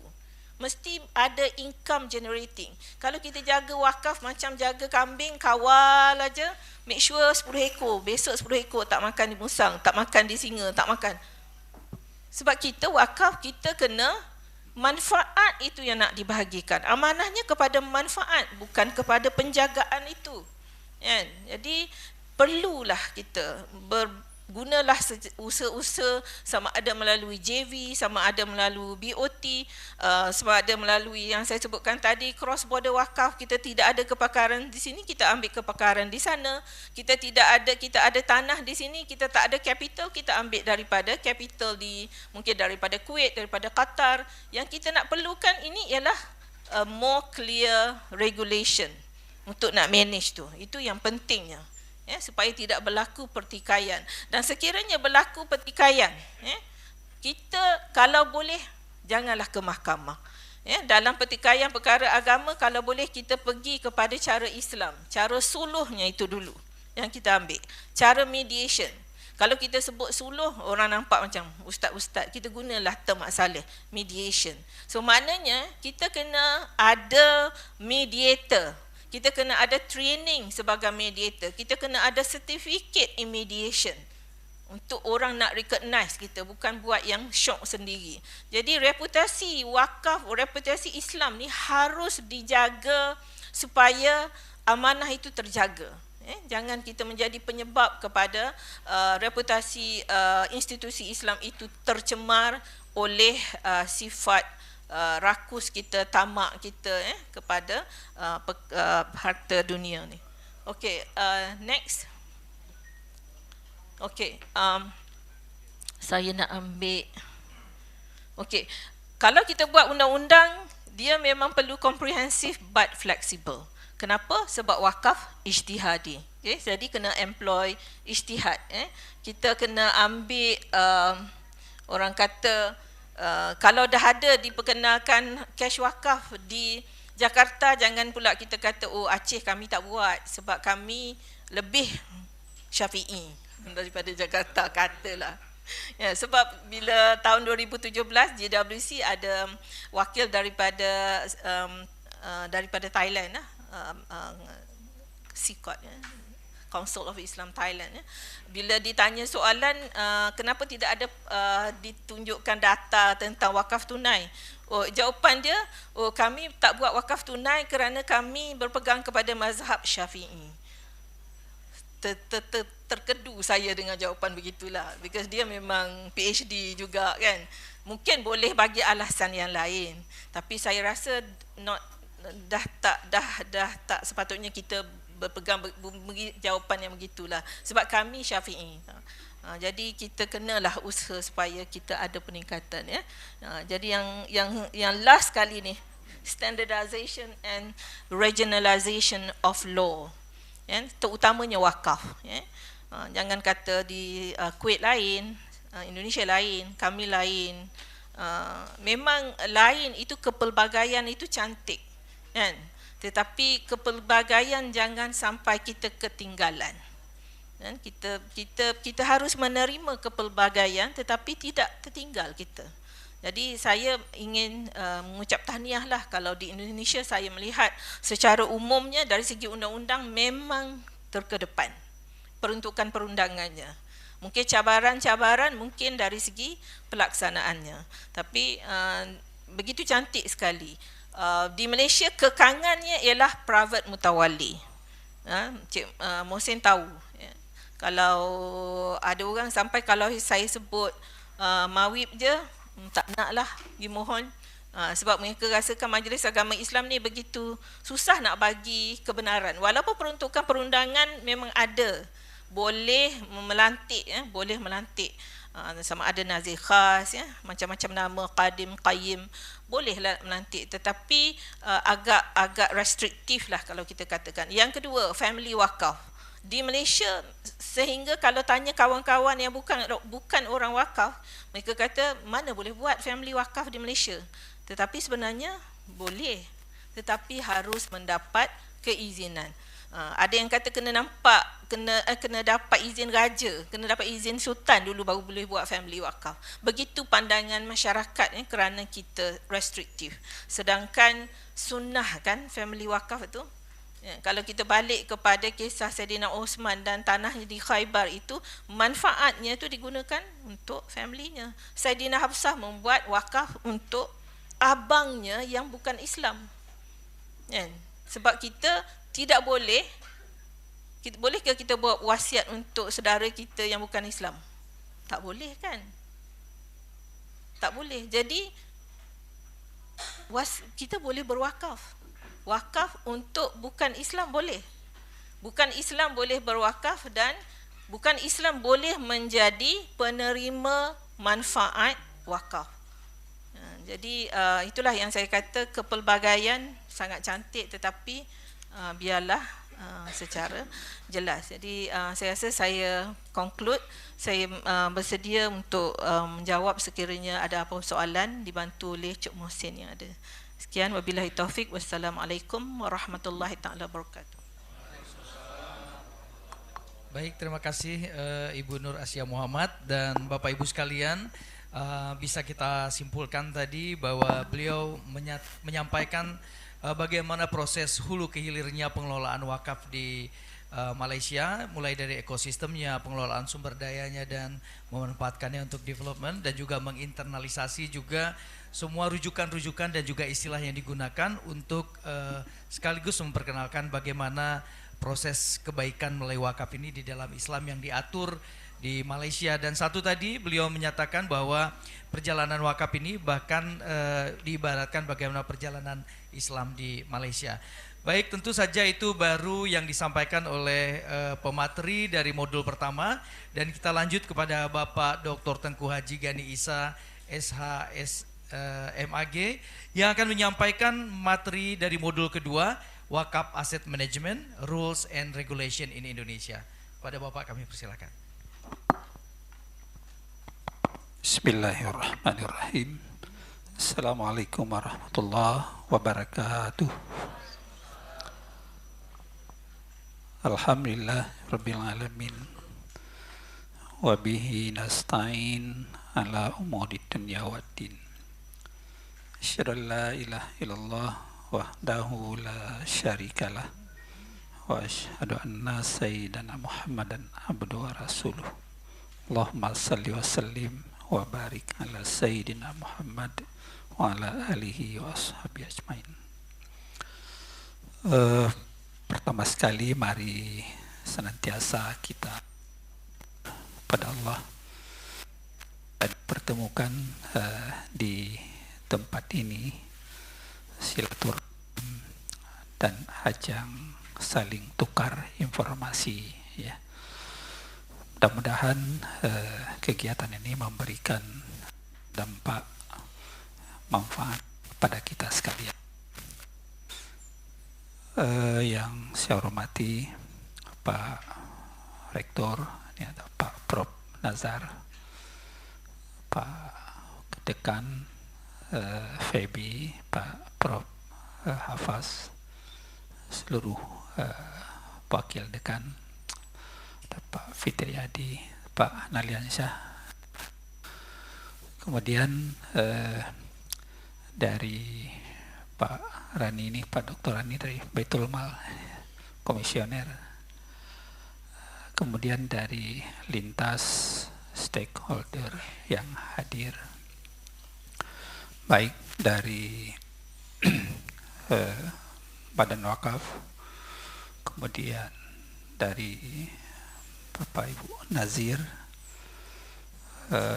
kemudian juga dari stakeholder lainnya ya, yang ikut partisipan hari rangka kita saling memberikan informasi tentang, kalau tema saya ini regulasi ya, Wakaf Asset Management Rule and Regulation Indonesia. Jadi tata kelola wakaf menurut undang-undang yang ada di Indonesia.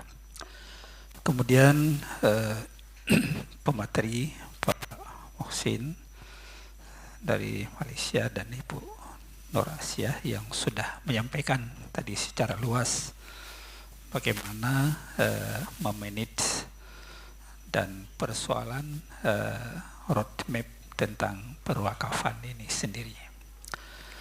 Dan wabil khusus nanti kita lihat, saya mau menyampaikan beberapa ya teori atau perjalanan wakaf ini dari aspek regulasi atau undang-undang kita, tapi nanti juga kita melihat dari sisi praktisnya ya, pelaksanaan di daerah wabil khusus di Provinsi Aceh ini. Saya kira lanjut saja. Ya, ini sedikit rakor yang lalu di Jakarta. Ini ada Pak Dirjen di situ ya, yang sekarang ini Pak Kamarudin jadi Ketua Badan Wakaf Indonesia ya, ganti Pak Prof Nuh. Di sampingnya itu Pak Direktur Zakat Wakaf Pak Prof Waryono, dan kita mendapat award BWI Pusat. 2 kali kita mendapatkan Tu Aceh Indeks Wakaf Nasional. 2022 kita 5 besar, 5 provinsi masuk Aceh. 2023 kita peringkat pertama se-Indonesia Indeks Wakaf Nasional. Untuk tahun 2024 kita belum tahu, karena perubahan penilaiannya akan dirubah. Kalau dulu Indeks Wakaf Nasional secara umum, tapi sekarang ini lebih diarahkan kepada produk. Sebanyak berapa di setiap provinsi ada sentra-sentra produktif. Itu akan lebih banyak nilainya. Di samping juga tidak melepaskan dengan persyaratan sebelumnya, misalnya regulasi wakaf ya. Kita di Aceh ada regulasi wakaf, jadi ada kanun Baitul Mal Pak Said Mohsin ya, Pak Rani. Kita nilai bagus itu, bukan surat gubernur ya, tapi kanunnya regulasi. Ada pergub gubernur ya. Tapi untuk tahun ini kita harus lebih menggenjot lagi mengkonstruksikan sentra-sentra produktif wakaf di Aceh. Dan ini juga amanat undang-undang 41 2004 sebagainya.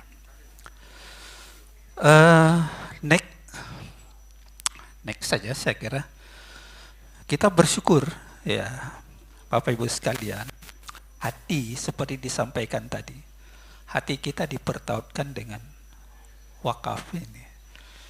Walaupun tadi juga Pak Prof Nazar ya, Ibu Nur menyampaikan tidak ada suatu nas yang tegas ya, tapi memang umat Islam nggak bisa melepaskan diri dengan persoalan wakaf. Dan ini sudah jadi ya sejak masa Rasulullah, Bu. Ya, sudah sampai ya dinasti Umayyah, Abbasiyah, sampai Turki, sampai kita Aceh ya. Jadi semua dipertaruhkan ini dengan wakaf. Dan saya kira yang hadir kita di sini juga, kenapa hadir? Karena mungkin dipertaruhkan hati dengan wakaf. Minta Ibu Nur datang kemari menyampaikan juga persoalan wakaf kemarin juga di BSI, karena dipertaruhkan hati dengan persoalan wakaf.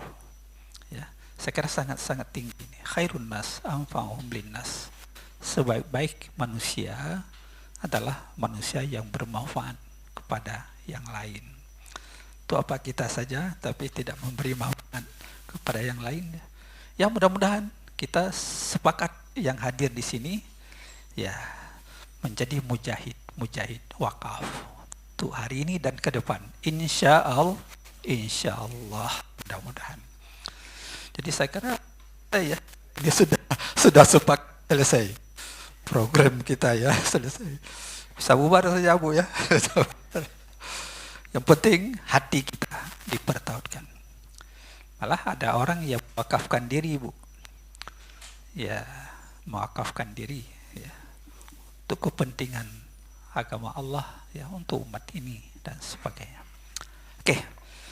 Jangan diungkap segala yang fitnah. Hendaknya bijak dalam berkata. Untuk berwakaf tak mestilah tanah, karena dibolehkan juga berbagai harta. Alhamdulillah. Jadi hari ini tadi saya sampaikan. Jadi mudah-mudahan Bu di Aceh tidak menolak wakaf tunai. Sudah ada fatwa MPU-nya. Fatwa MPU nomor 1 2021. Itu difatwakan oleh Majelis Permusyawaratan Ulama Aceh. Memang dalam mazhab Syafi'i itu tidak dibenarkan ya. Wakaf uang nggak boleh. Karena dia berpindahin Pak Prof. Ketika digunakan hilang dia kan. Tapi kita mengatakan uang kita tetap terjamin, kita diberi sertifikat oleh bank ya, LKSPWU. Ketika jumlah uang yang kita simpan sebagai wakaf di bank LKSPWU itu 1 juta. Tapi di bawah 1 juta kita tidak diberikan sertifikat dulu, harus sampai 1 juta. Sertifikat itulah yang merupakan jaminan uang kita, walaupun uangnya sudah digunakan. Ya. Makanya dalam sidang MP itu berat juga para abu kiai kita menolak, sah wakaf tunai. Tapi sedikit kita geser kepada mazhab Hanafi. Dalam mazhab Hanafi juga memang tegas juga, innya harus dijaga, walaupun boleh wakaf tunai, wakaf uang. Tapi innya harus terjaga, nggak boleh hilang dia. I know. Jadi sama ya saya kira. Tapi dia harus dimuzarabahkan, diinvestasikan, hasilnya dimanfaatkan kepada mauquf alih. Saya kira ya seperti itu yang mudah-mudahan juga di Indonesia sudah terus dikembangkan. Kemis besok ini kita BWI diundang lagi ke Jakarta ya untuk konsolidasi gerakan Indonesia berwakaf. Jadi akan dilaunching oleh Pak Wakil Presiden Pak Ma'ruf Amin ya. Jadi begitu ya, terus dikampanyekan supaya wakaf ini terstruktur, terjadi suatu manfaat yang besar kepada masyarakat. Oke, lanjut saya kira. Ya, lanjut next. Ya, ini tadi sudah disampaikan ya. Ya, memang tidak ada nas yang tegas ya. Tapi di dalamnya bisa diambil beberapa ya intisari ya. Diijtihadi kalau tadi dikatakan lan tanalul birra hatta tunfiqu mimma tuhibbun wa ma tunfiqu min syai'in fa innallaha bihi alim. Jadi saya kira Allah tidak mengatakan kamu tidak sampai kepada albir ya. Albir ini dalam tafsir kan Ibnu Katsir ditafsirkan surga al-jannah ya. Kamu tidak sampai ke surga Allah sebelum kamu menafkahkan bagian-bagian harta yang Allah berikan yang kamu sangat cintai, mimma tuhibbun itu ya. yang sangat kita cintai, ya, di jalan Allah. Ya.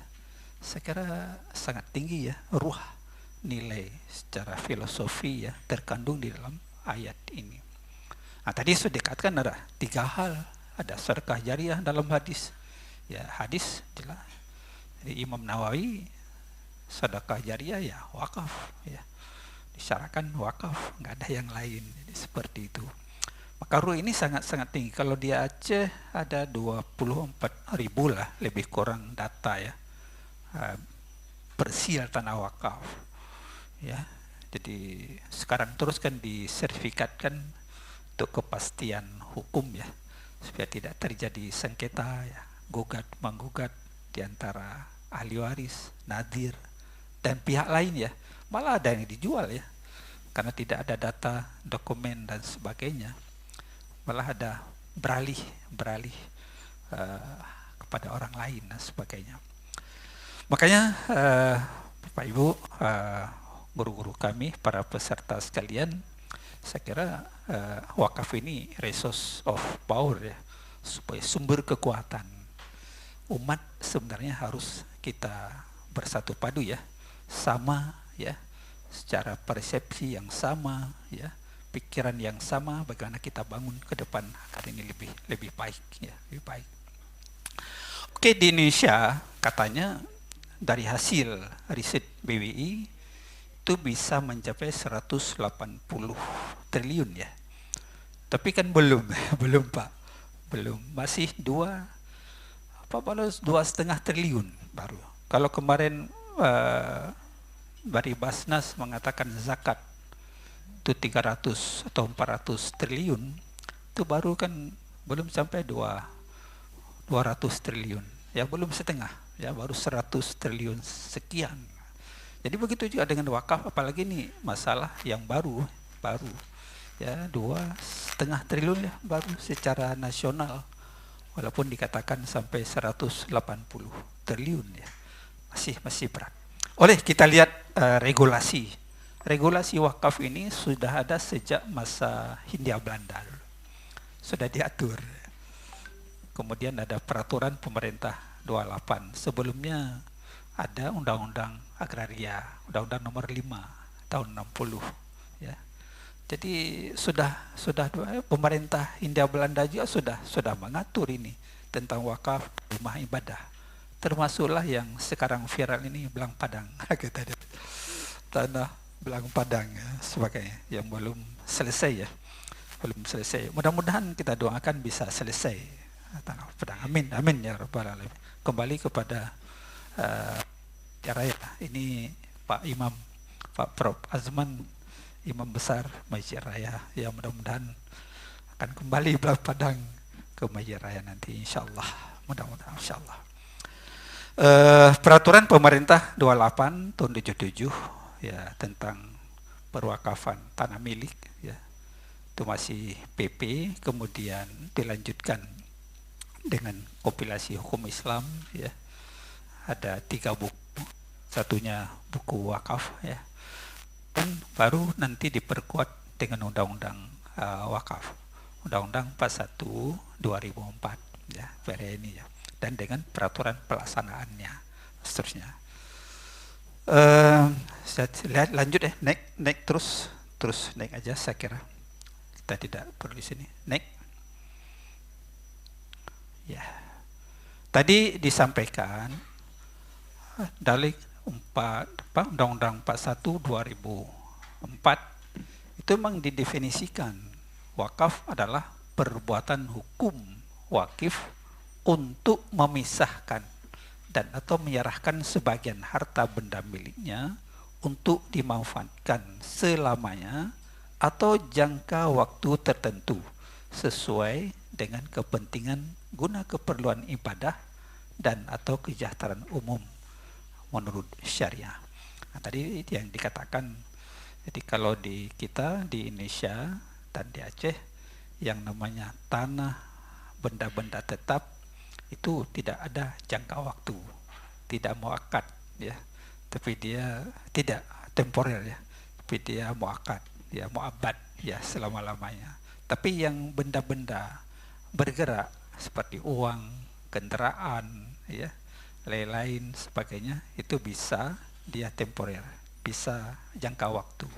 Maka sekarang kan kan ada CWLS ya, kes wakaf ling sukuk, 2 tahun dikembali uang itu kepada wakif, tapi nanti yang di wakaf itu manfaatnya. Kada CWLD, kes wakaf deposit sebagai yang baru juga di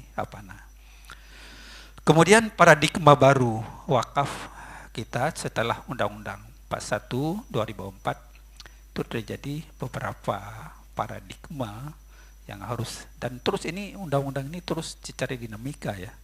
Ada Badan Wakaf Indonesia, kemudian ada nazir, tidak terbatas pada nazir perseorangan, tapi ada nazir yayasan, badan hukum, dan ada nazir organisasi Muhammadiyah, ya, Sliyah, dan lain-lain sebagainya. Makanya kita mengharapkan sesuai dengan undang-undang dan di Aceh kita diharapkan supaya nazir-nazir perseorangan ini terus diperkecil ya, bisa berubah kepada nazir badan hukum, nazir yayasan, supaya dia jadi kalau nazir perorangan ini kan dia mungkin dulu satu orang nazir, imamnya ditunjuk, imam masjid, meninggal dia nggak ada lagi yang urus, dipikir ini ada anaknya, kata ini harta orang tua saya, jadi ahli waris, nanti berpindah ya yang tidak berhak sebenarnya. Maka ini kehadiran Badan Wakaf Indonesia bersama Kementerian Agama, Baitul Mal, bagaimana menertibkan semua in wakaf yang lama itu bersertifikat. Jadi kita diberi waktu oleh pemerintah sampai tahun 2024 itu harus sudah selesai sebenarnya. Artinya tahun 2024 batas akhir pemerintah membantu sertifikat itu gratis, ya, tidak dipungut biaya. Tapi kalau memang lewat ini kita harus bayar kembali seperti biasa dan sebagainya. Dan kita mengatakan sama pihak Badan Pertanahan, kemarin juga ada silaturahmi supaya ini mengusulkan kembali ditambah 1 atau 2 tahun supaya ini bisa selesai, ada 6.000 sampai 7.000 lagi tanah wakaf di Aceh yang belum bersertifikat. Kemudian ada standar prinsip pengelolaan wakaf SKKNI di nazir kompeten ya. Terus diupayakan supaya pelatihan ya nazir kompetensi oleh LSP PBI Pusat. Ya saya kira terus yang belum bisa mengikuti ini. Kemudian adanya perluasan jenis harta benda wakaf. Tadi benda bergerak, ya, benda tetap, ya, terus diupayakan ya dengan wakaf uang dan wakaf selain uang. Kemudian tidak hanya peruntukannya untuk ibadah, sudah luas peruntukannya disampaikan tadi. Kemudian terus untuk produktif, diharapkan tanah-tanah wakaf yang strategis itu bisa diproduktifkan. Dan selama ini juga Baitul Mal sudah juga banyak berpartisipan ya di dalam membantu para nazir untuk memproduktifkan tanah-tanah wakaf atau usaha-usaha yang memang dianggap bisa untuk produktif masyarakat. Kemudian kita lihat dari segi tugas dan fungsi Badan Wakaf ini ya melakukan pembinaan terhadap nazir mengelola harta benda wakaf ya, dalam mengelola harta benda wakaf. Jadi kita tidak hanya di provinsi tapi kemudian semua kabupaten kota kita lakukan pembinaan para nazir. Kemudian pengelolaan dan pengembangan harta benda wakaf. Kemudian memberikan persetujuan dan atau izin atas perubahan peruntukan status harta benda wakaf. Banyak jalan tol diambil tanah wakaf ya. BI merekomendasi ya. Jadi dibayar sebagainya. Diganti lainlah istibdal terhadap tanah-tanah wakaf yang diambil oleh pemerintah karena kepentingan proyek strategis nasional. Lanjut, naik saya kira. Naik, ini nadir. Ya. Jadi dalam undang-undang wakaf, undang-undang nomor 41 2004, dalam pasal 5 itu ada 3 jenis dari nazir. Ada nazir persorangan, nazir organisasi, dan nazir berbadan hukum. Ya. Saya kira ini kita terus mengalihkan, menganjurkan supaya yang perseorangan itu bisa mengurus jadi nazir berbadan hukum. Kemudian nazir ini 4 tugas. Dalam undang-undang ada 4 tugas. Ya, yang pertama melaksanakan pengadministrasian, pendataan, ya, pencatatan, ya, supaya ini terbukukan secara baik, dan nanti siapapun yang akan mengelola selanjutnya ini terdaftar, ya, ada datanya. Kemudian mengelola, mengembangkan harta benda wakaf sesuai dengan tujuan, fungsi, dan peruntukannya. Seorang nazir yang menerima amanah, dia harus melakukan apa yang diamanahkan oleh wakif. Peruntukannya untuk apa ini? Untuk masjid, rumah ibadah, dan kemaslahatan umat lainnya. Ya, silakan. Tidak boleh nazir itu kalau ada ikrar wakaf merubah menurut kepentingan nazir, kecuali tidak ada ikrar dari wakif. Itu mungkin agak luas, nazir menggunakan pemanfaatan dari harta wakaf itu. Kemudian mengawasi dan melindungi harta benda wakaf. Jadi bukan hanya mengembangkan dan sebagainya, tapi juga mengawasi, ya, dengan sertifikasinya, ya, terdaftar, melaporkan pelaksanaan tugas kepada Badan Wakaf Indonesia. Dia ada laporan. Jadi inilah yang diharapkan baik secara nasional maupun di daerah. Laporan, ya, kegiatan baik penerimaan uang maupun penggunaannya di masing-masing daerah. Nazir diatur dalam undang-undang itu bisa mendapatkan imbalan hasil, tidak boleh lebih 10% ya dari hasil yang diterima, hasil bersih, ya, imbalan dari hasil pengelolaan tanah wakaf. Ini diatur dalam pasal 11, 12, dan 13. Tadi sudah disampaikan, ya, rukun-rukun wakaf itu ada wakif, ada syigat, ya, ada nazir, ya, ada ikrar wakaf, ya, ada mauquf alih. Ini jadi rukun dalam undang-undang. Kalau dalam fikih itu hanya 4 rukun: wakif, mauquf, benda wakaf, syigat, dan mauquf alih. Tidak lebih daripada itu. Profesional nazir memiliki keahlian dan keterampilan khusus agar bisa melakukan pekerjaan dengan baik. Ya. Maka ada tadi kompetisi nazir. Maka kita terus memperbanyak, ya. Kemudian memiliki komitmen moral bahwa itu yang kita lakukan adalah amanah dari si wakif. Kemudian hidup pada mengabdi kepada masyarakat, mengabdi, ya, dengan nilai keikhlasan. Ini jenis-jenis lanjut akhirnya naik. Ya, ini ada tidak hanya 3M seperti dikatakan tadi, ya, tapi terus di dinamikanya, ya. Kemudian kepada, ya, benda-benda bergerak, ya, mobil, bisa mobil, ya, kendaraan transportasi, ya, uang dan seterusnya, ya. Kita kan sudah ada di sini kanun LKS, dan ada bank yang sudah mendapat izin prinsip dari Kementerian Agama. Ya, ada, ya, Hikmah Wakilah, ya. Kemudian Bank Aceh Syariah, BSI, ya, yang nasional, ya. Ya, ada Bank Mega Syariah. Banyak di Aceh, tapi yang lokal kan baru 2, Bank Aceh Syariah dan Hikmah Wakilah.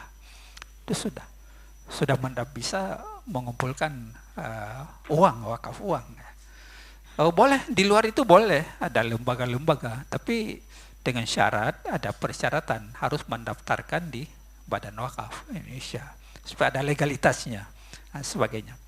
kita juga misalnya mengharapkan Nazir dipimpin Pak Prof Azman supaya juga bisa mengumpulkan wakaf uang, tapi harus kerjasama dengan bank, LKS, PBU sebagainya. Di unit-unit kampus perguruan tinggi juga bisa, tapi dia harus mendaftarkan diri kepada Badan Wakaf Indonesia dengan syarat 2 orang harus sudah ada nazir yang kompeten, yang bersertifikat. Oh, bisa juga Baitul Mal, ya, tapi harus ada izin Badan Wakaf, ya, sebagainya. Ada pengawas dia kan, karena mengumpulkan uang ini kan milik umat, harus kita pertanggungjawabkan. Ya, mudah-mudahan seperti itu. Di pagar ada kawat berduri, durinya mampu memutuskan tali. Sedekah sebaiknya setiap hari, menyadarkan diri bahwa berbagi itu sangatlah indah. Aduh, mudah-mudahan, ya, mudah-mudahan. Ada wakaf melalui uang, ini yang banyak Bu ya, ya donasi, fundraising, ya. Ada pesantren, perluasan tanah, masjid dan sebagainya, ya wakaf melalui uang. Tujuannya wakaf beli tanah, tapi nggak mampu kita sendirian, tapi donasi, ya wakaf melalui uang. Sebetulnya. Peruntukannya, ya dalam undang-undang disebut sarana kegiatan ibadah, kegiatan pendidikan, kesehatan, fakir miskin, anak yatim, beasiswa, ekonomi umat, kesejahteraan umum dan lain sesuai dengan prinsip syariah. Ini ada beberapa pengembangan wakaf produktif ya, literasi, edukasi, ya. Lanjut saya kira. Naik aja. Biar cepat. Naik. Iya. Ini strategi wakaf produktif ya. Ada edukasi, literasi, ya. Kemudian sinergi dengan perusahaan, donasi masyarakat, ya. Kemudian kolaborasi, ya, kemudian sertifikat kompetensi nazir, kemudian digitalisasi disampaikan, ya. Jadi teknologi tidak kita ikuti juga tertinggal ya. Ya mudah-mudahan di Aceh kita coba rencanakanlah, kita rencanakan launching wakaf uang, kita rencanakan Oktober ya, kita rencanakan dulu. Dengan Pak Kanwil Agama sudah kita bicarakan, mungkin dengan Baitul Mal nanti, dan juga yang lainnya ya, yang pendukung wakaf dengan bank, LKS, PBU ya, kita rencanakan Oktober mudah-mudahan. Jadi besok di Jakarta kita jumpa Pak Ketua BWI Pak Prof Kamarudin, kita coba minta waktu untuk Oktober Pak bisa melaunching wakaf uang di Aceh ya, yang mudah-mudahan gemanya akan lebih luas nanti, insyaallah mudah-mudahan. Ini skema prinsip ya, ini contoh disampaikan tadi ya. Ini rumah sakit Ahmad Wardi yang dilakukan oleh donasi oleh BWI Pusat dan bersama Dompet Zu'afa ya. Jadi rumah sakit mata di Tangerang itu gratis. Dari mana dananya? Itu dari zakat, dari Basnas dibantu untuk mendukung ya kegiatan operasional dari rumah sakit mata Ahmad Wardi. Ini naik aja biar cepat ini waktu, sedikit lagi nih. Naik terus, naik terus ya. Ini inkubasi wakaf di Kabupaten Bandar Mariah ya, juga Baitul Mal sudah membantu juga ya, bidang pertanian ini, kopi. Next, ini ada dari ASN ya, dari Aceh Tengah dan juga dari Aceh Barat ya, wakaf dari ASN pegawai. Kemudian ini dari Masjid Raya, next terus ya, ini Masjid Raya Baitur Rahman. Jadi Baitur Rahman mengelola wakaf produktif. Jadi ada toko 10 buah, rumah 5 buah, tanah ada 10 bidang ya. Ini jadi aset dikelola oleh Nazir Yayasan Baitur Rahman Banda Aceh ini, Ketua Nazir Pak Prof Azman hadir hari ini. Mungkin nanti bisa memberikan statement ya, bagaimana pengolahannya itu ya produktif. Ada tanah. Jadi semua tanah ini sudah, wakaf ini sudah bersertifikat. Ini sebuah keunggulan. Ada 25 persil tanah wakaf, 23 sudah ada sertifikat. Orang Jakarta ngomong kok cepat sekali keluar sertifikatnya gitu. Jadi habis. Kalau Jakarta kan sulit sekali mengurus sertifikat ini. Lama keluar. Tapi alhamdulillah mungkin berkah wakaf. Kerjanya jelas dan sebagainya dan semua sudah verifikasi. Ada satu tanah di Gani itu sudah dikerjasama MOU dengan Arab Saudi ya, Jumhur Arabia ya, untuk pembangunan sekolah bahasa Arab. Yang mudah-mudahan juga itu bisa terwujud ya. Di ini apa namanya, aset dari kekayaan Nazir Masjid Raya Baitur Rahman Banda Aceh. Dan terus ini termasuk Pak Prof Afa juga salah seorang nazir ya. Bu, Pak Prof Afa juga nazir di memperkuat ini dan sebagainya. Kemudian ada di Masjid Lungbata ya, ada toko, yang toko itu dibangun oleh pihak ketiga ya, pengembang. Nazir nggak ada uang, tapi dibantu oleh dermawan tadi, sehingga toko itu sekarang disewakan Bank Aceh.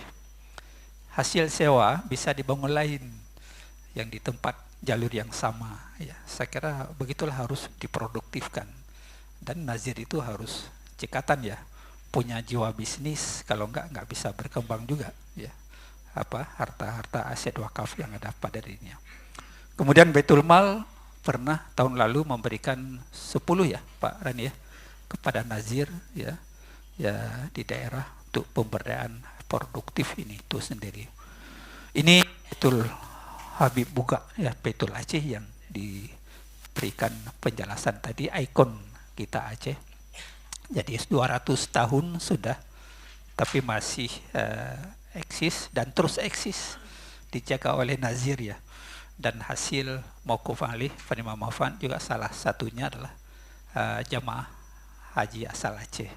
Saya kira memang ini terus apa namanya, dengan aset sekarang saya kira sudah hampir 30 triliun ya, 25 triliun ada yang bilang asetnya ya sekarang ini.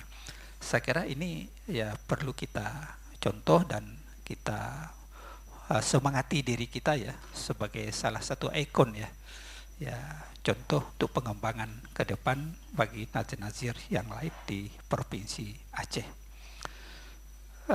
Kemudian Aceh Tengah kemarin ditetapkan kota wakaf. Ya, sebelumnya ada kampung zakat ya, ada inkubasi wakaf, tapi kemarin tanggal 16 Juli kemarin Jakarta Takengon itu ditetapkan sebagai kota wakaf. Jadi ini juga perlu apa namanya dukungan partisipan kita ya untuk kota wakaf ini ya. Dan ini ada prasasti nanti oleh Pak Dirjen Bima Islam, akan ada prasasti di launching mungkin juga di bulan akhir September atau awal Oktober nanti pada tingkat provinsi akan di launching kembali. Ini kan salah satu syarat kota wakaf itu harus ada dukungan pemerintah daerah, baik gubernur maupun bupatinya, di samping stakeholder lainnya. Maka kemarin yang menerima piagam ini Pak Rani kan Pak Kasek, mewakili Pak Gubernur kita di Jakarta. Piagam penetapan launching kota wakaf Takengon itu sebagai kota wakaf Provinsi Aceh. Ada 6 provinsi yang ditunjuk, salah satunya di Provinsi Aceh. Mudah-mudahan akan terus berlanjut. Ya masih banyak persoalan, problem tentang perwakafan ini, tapi dengan kebersamaan kita insya Allah permasalahan, problem yang ada akan terus bisa kita eliminir ya, kita perkecil, sehingga tujuan dari wakif memberikan wakafnya itu akan bermanfaat kepada masyarakat secara menyeluruh. Saya kira ini dari saya, malah ini saya ambil kutip Pak Nuh ya, Ketua BWI yang lama. Beliau mengatakan tantangan saat ini adalah menyiapkan nazir-nazir yang profesional. Karena wakaf itu pada tangan nazir. Kalau zakat pada amil gitu. Kalau wakaf ini pada nazir. Memahami bisnis ya untuk mengembangkan nilai tambah objek wakaf serta memiliki integritas yang baik sehingga amanah dalam mengelola aset wakaf itu sendiri. Yang mudah-mudahan ya kebersamaan perguruan tinggi ya kampus dengan dana-dana yang ada, mari sekarang kita perkuat LKSPU kita ya, mudah-mudahan akan memberikan makna yang lebih besar beasiswa nanti dan sebagainya. Saya kira demikian, terima kasih, mohon maaf. Wallah waliyut taufiq walidayah. Assalamualaikum warahmatullahi wabarakatuh. Ya, terima kasih Bapak Dr. Tengku Haji Abdul Ghani Isa. Tadi sudah menjelaskan juga bagaimana perspektif dan regulasi yang ada di Indonesia terkait dengan wakaf aset manajemen. Dan tentu saja kita masih ada satu pemateri lagi dari modul ketiga. Langsung saja kami persilakan kepada Bapak Muhsin Nur Faizin untuk menyampaikan materi modul 3 yang judulnya Strategies and Best Practice for Development atau pengelolaan harta wakaf, strategi dan praktik terbaik untuk pembangunan. Oh boleh, silakan.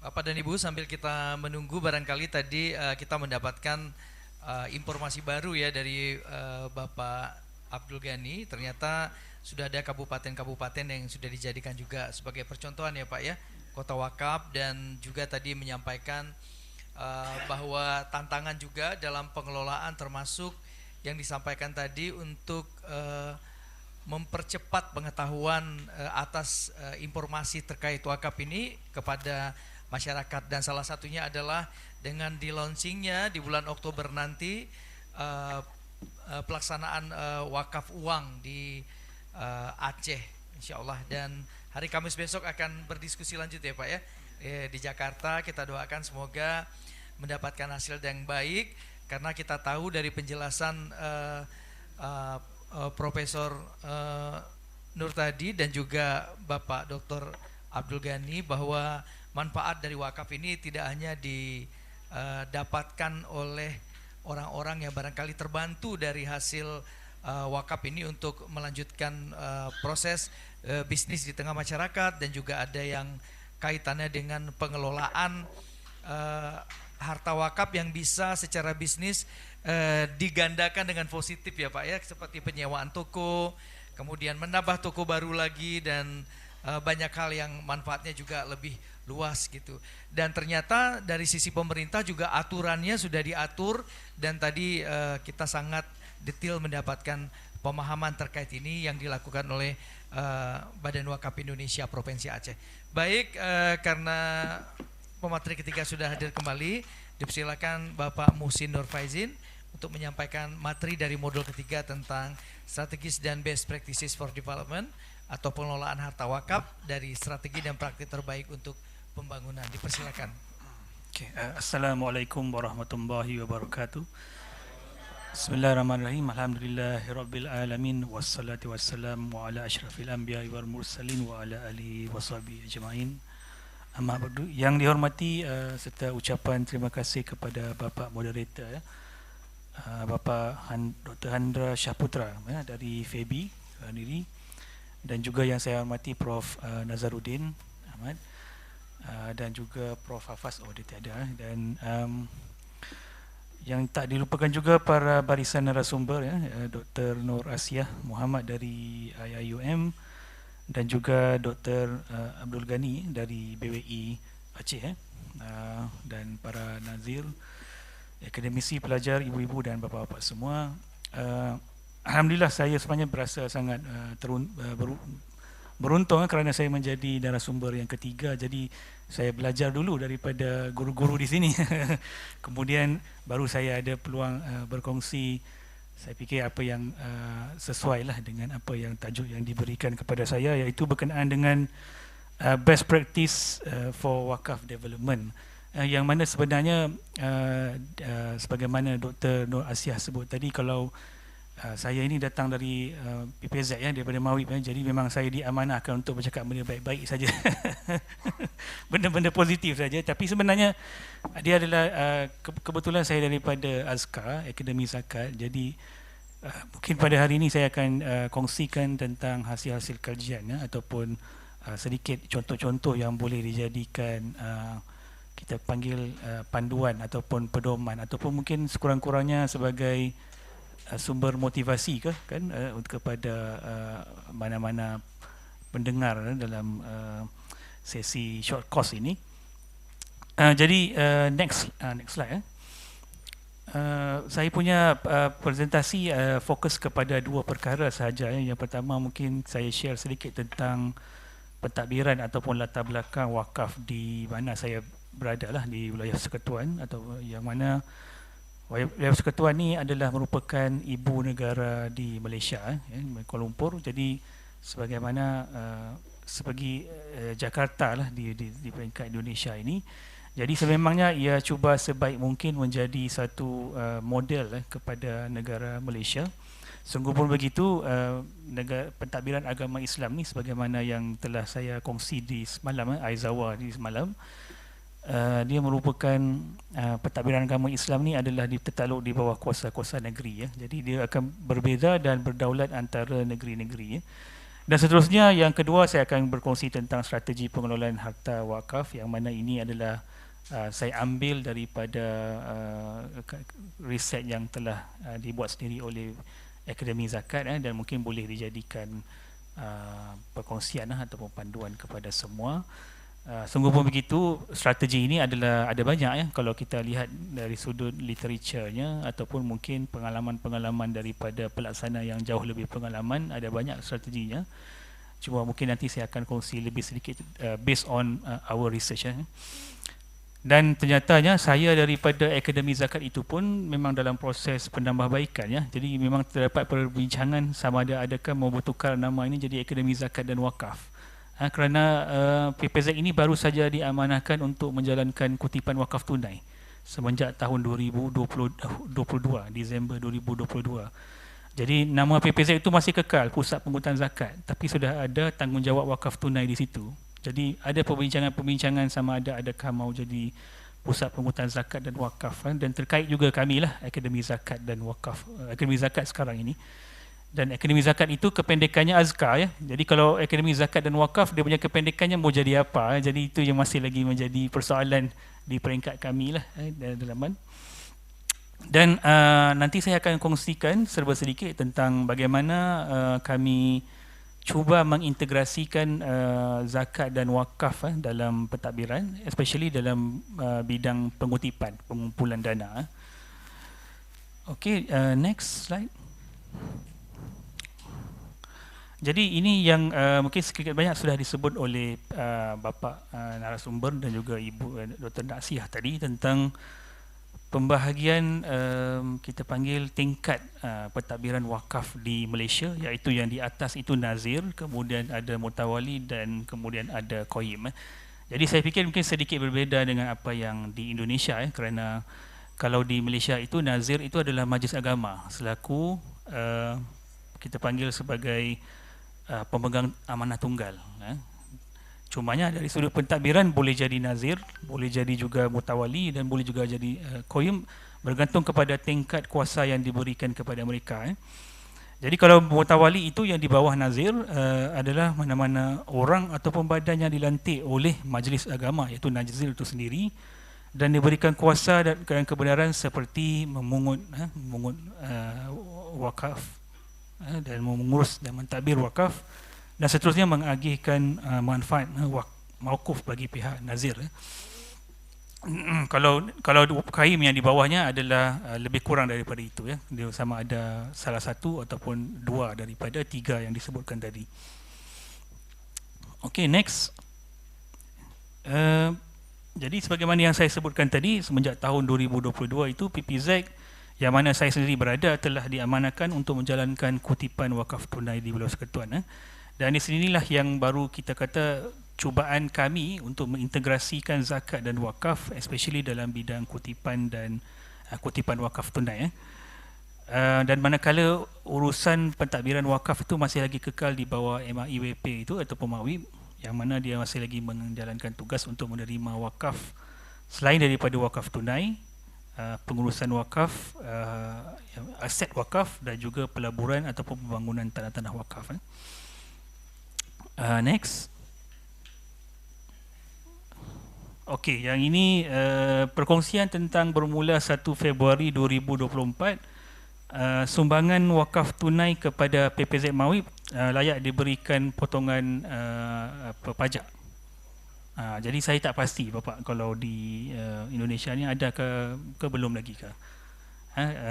Kalau di Malaysia itu sudah ada, alhamdulillah, iaitu terhad kepada 10% daripada jumlah pendapatan agregat penyumbang itu. Cumanya dari sudut peruntukan ini masih lagi tak sebaik rebate zakat. Kalau zakat jauh lebih baik, kerana zakat di Malaysia ini pelepasan cukainya adalah dalam bentuk rebate, yang mana apa yang dibayarkan itu, katalah dia membayar RM1,000, RM1,000 itu juga yang menjadi pelepasan pajaknya. Tapi kalau wakaf ini dia terhad kepada 10% daripada pendapatan agregat. Walau bagaimanapun dia pun berkongsi dengan sumbangan-sumbangan yang lain. Sebagai contoh, kalau endowment, sedekah dan lain-lain sumbangan, so jadi 10% itu sebenarnya masih lagi belum tak sebaik yang zakat dah. Dan masih lagi, dan ini juga adalah antara perkara yang kami lah di peringkat PPZ memperjuangkan sekurang-kurangnya, sama ada dia ditingkatkan lagi percentage tu ataupun menjadi rebate. Tapi itu proses yang lagi panjang, betul tak?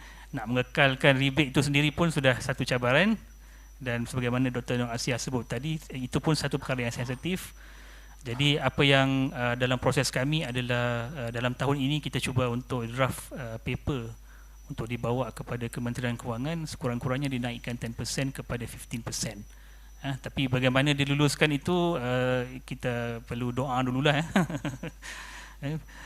Okey, seterusnya berkenaan dengan sektor agihan wakaf. Ini sedikit perkongsian lah tentang ke mana wang agihan wakaf itu diberikan. Yang pertamanya kepada ekonomi, kepada dalam bidang kecemasan, perubatan, education, hartanah, sains dan teknologi, dan juga sosial. Next slide. Next slide. Yang ni yang tadi saya sebut tadi. Okay, next slide. Okey, ini adalah strategi yang mana cadangan daripada saya sendirilah, tuan-tuan dan puan-puan, ibu-ibu dan bapa-bapa, nak terima boleh, tak terima pun tak apa. Sebab saya kata ini adalah daripada research saya sendiri, yang mana research ini saya buat pada tahun lepas 2023, yang mana kita menghantar borang survey kepada pembayar zakat kita. Kerana kita pembayar zakat ini sudah ramai, kurang lebih dalam 300,000 orang. Dan kita hantar borang survey kepada mereka. Alhamdulillah yang menjawab dalam 700. Dan kita tanya bagaimana mereka sebelum ini seorang pembayar zakat yang setia boleh beralih atau menambah, bukan beralih, beralih maksudnya tak bayar zakat, dan menambah sumbangan mereka untuk mula menunaikan wakaf tunai pula. Jadi bila kita membuat survey itu, kita rangkumkan, terrangkumlah 5 strategi. Yang pertamanya, pentadbiran itu sendiri mesti kena mengamalkan dasar keterbukaan, yang mana nanti saya akan explain lebih detail. Yang kedua, mesti kena juga mengamalkan dasar kerjasama, kemitraan. Yang ketiga, kena cuba berintegrasi antara zakat dan wakaf. Dan yang keempat, good governance. Dan yang kelima, massive education kepada orang ramai. Okay, next slide. Okay, kalau kita berbincang tentang strategi yang pertama, iaitu keterbukaan, iaitu benda yang perlu kita, terutamanya bukan saja di peringkat masyarakat, dari sudut peringkat pentadbir itu sendiri, perlu mengamalkan dasar keterbukaan, terutamanya dalam aspek inovasi produk. Jadi seboleh-bolehnya kita dah tak mau bincang juga tentang wakaf tunai ni dah diharuskan ke belum kan. Jadi kerana kita sudah diterima umum, memang kalau di Malaysia itu alhamdulillah, kalau ikut pandangan pengalaman saya itu, wakaf tunai itu sudah diterima umum. Jadi kalau boleh kita juga tak mau patah balik bincang adakah wakaf tunai ini dibolehkan ataupun tidak. Dan sudah tentu apabila dia melibatkan dengan kerjasama ataupun kemitraan dengan pelbagai pihak, inovasi-inovasi produk tu akan secara automatiknya timbul. Daripada sini pentadbir wakaf itu perlu bersifat terbuka untuk menerima inovasi-inovasi ataupun cadangan-cadangan yang diusulkan oleh pihak swasta. Yang ini saya kata strategi yang saya kongsi, tapi belum tentu dilaksanakan secara sepenuhnya di peringkat kami sendiri kerana betul lah memang di peringkat kami benda ni adalah benda baru, dan tapi macam mana pun saya akan share juga beberapa perkara yang sudah juga dimulakan di Mawib itu. Dan juga adalah perkara baru yang perlu disampaikan juga adalah manfaatkan keterbukaan dari sudut manfaat itu sendiri kepada semua, dan ini masih lagi ramai yang belum tahu bahawa aset-aset wakaf itu ataupun benefit yang bakal diperoleh oleh wakaf itu sebenarnya tidak terhad kepada Muslim saja. Dia sebenarnya boleh juga dimanfaatkan oleh seluruh masyarakat setempat sekurang-kurangnya, ataupun Muslim dan juga non-Muslim. Yang ini pun daripada survei yang dibuat yang saya sebutkan sebentar tadi itu pun, kita antara soalan yang kita tanya, ramai juga daripada masyarakat yang belum tahu tentang kelebihan itu. Dan sekiranya ia disampaikan dengan lebih meluas, jadi sudah tentu penyumbangnya bukan sahaja daripada orang Islam, boleh jadi orang bukan Islam juga mau menyumbang kepada kutipan ataupun bayaran wakaf tunai ini. Dan special di Kuala Lumpur ini telah pun diluluskan satu fatwa, iaitu harta tak patut syarak, especially yang tunai itu boleh disumbangkan ke dalam tabung wakaf tunai. Jadi cumanya bukan dengan niat beribadat lah. Dia sesuai untuk kemaslahatan umum, jadi harta yang tak patut syarak boleh dimasukkan ke dalam kutipan wakaf tunai, yang mana itu merupakan fatwa terbaru di Kuala Lumpur.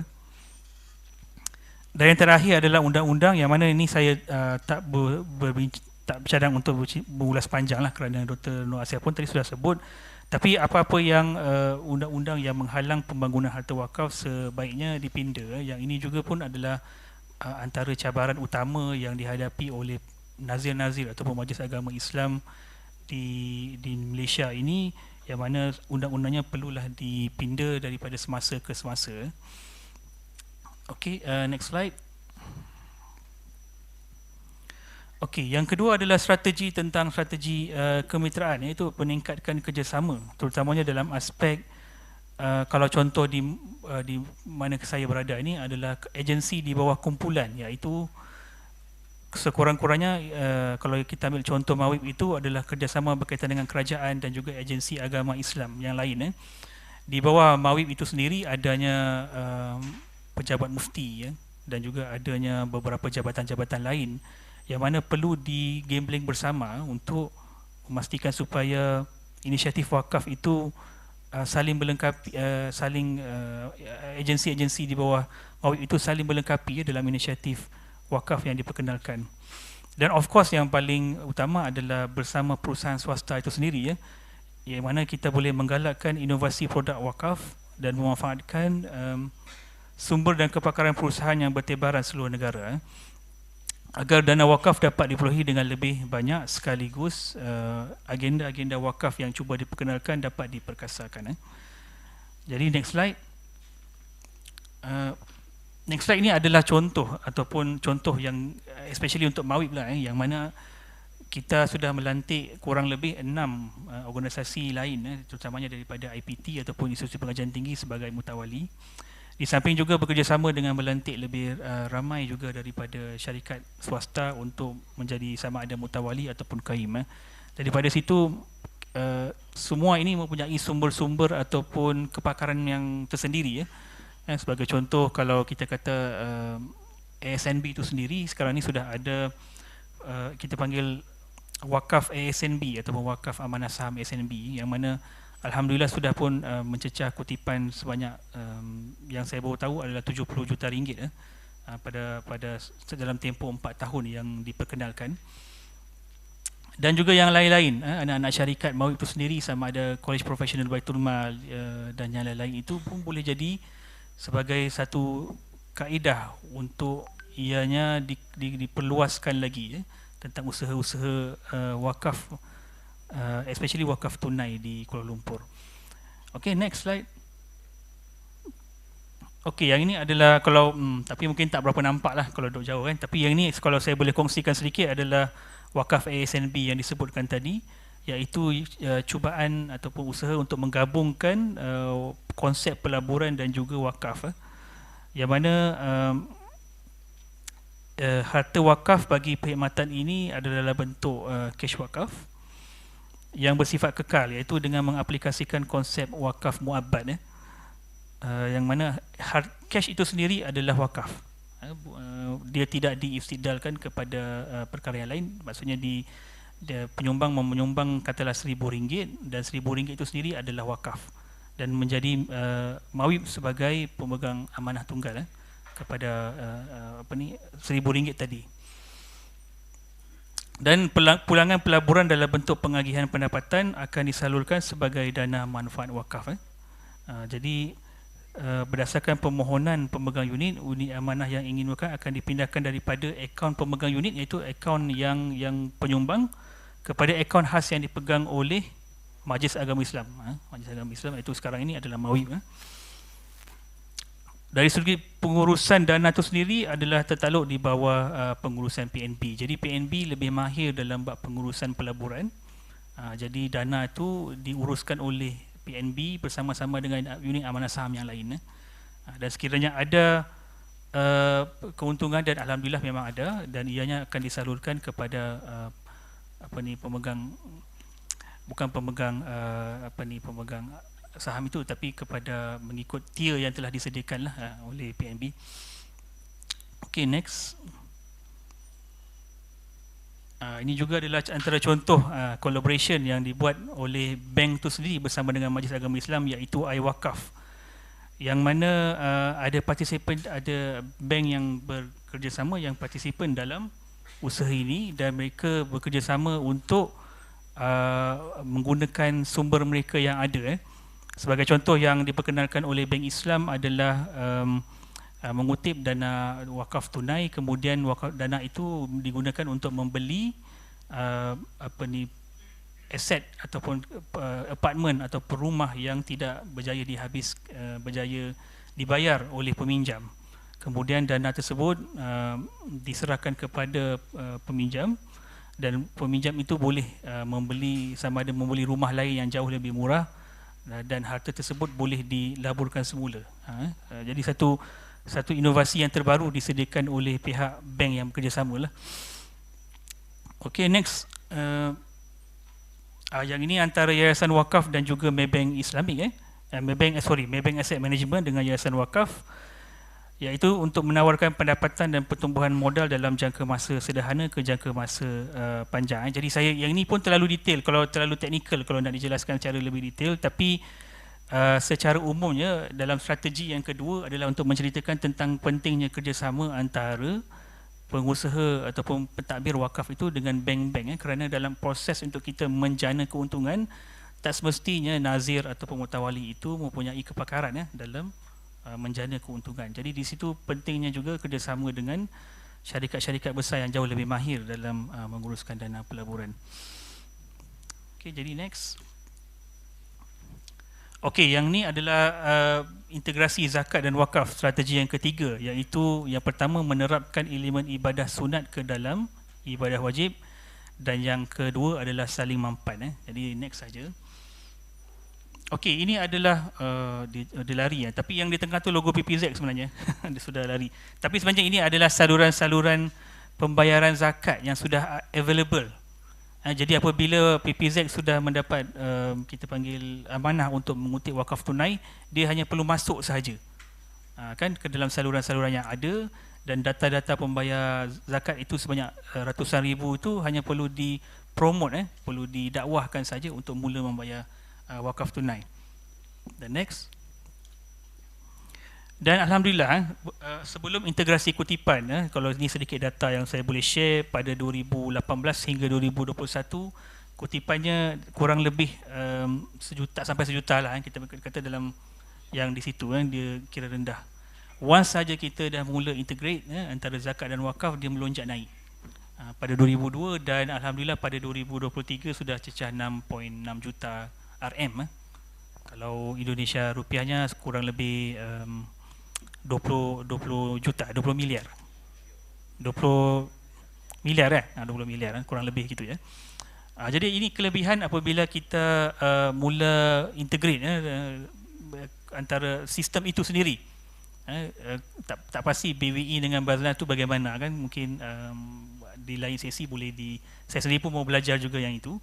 Tapi kalau di wakaf PPZ ini, Mawib ini, bila kita integrate, sumbangannya itu terus melonjak, especially dalam kutipan wakaf tunai.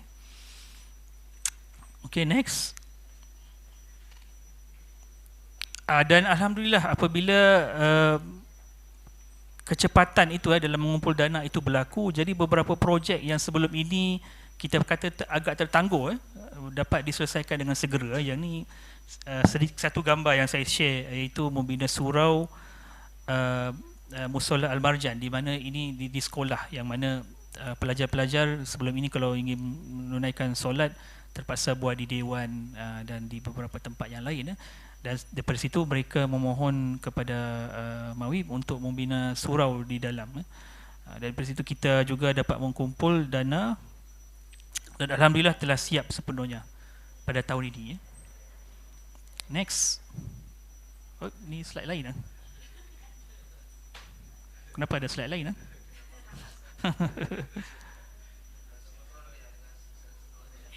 Hai. Ini slide Doktor. Cuba next ke.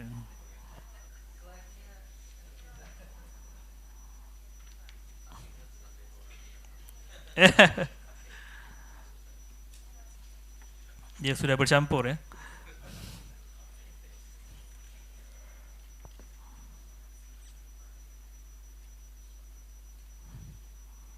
Okay, so ini pun betul. Okay, next slide. Okay, yang ini juga antara projek contoh yang telah berjaya siap, iaitu menaik taraf mihrab masjid di Kuala Lumpur, yang mana sebelum ini mihrab itu sebegitu, dan sekarang apabila sudah siap, dia sudah menjadi lebih indah dan orang ramai boleh melihatnya di masjid tersebut.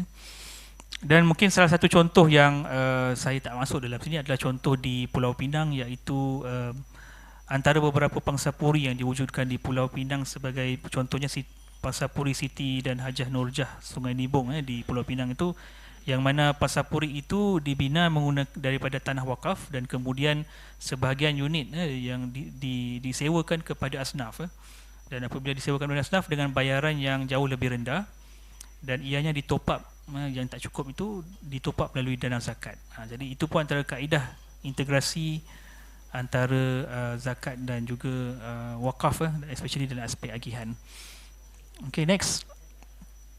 Okay, yang ni adalah strategi yang keempat, of course, adalah good governance, iaitu menjaga transparansi, menjaga akuntabilitas dan juga menjaga pengurusan risiko. Yang ini saya fikir straightforward lah, antara kaedah-kaedah ataupun perkara penting yang perlu dijaga untuk memastikan good governance wakaf itu sendiri berjalan dengan lancar. Okay, okay, next.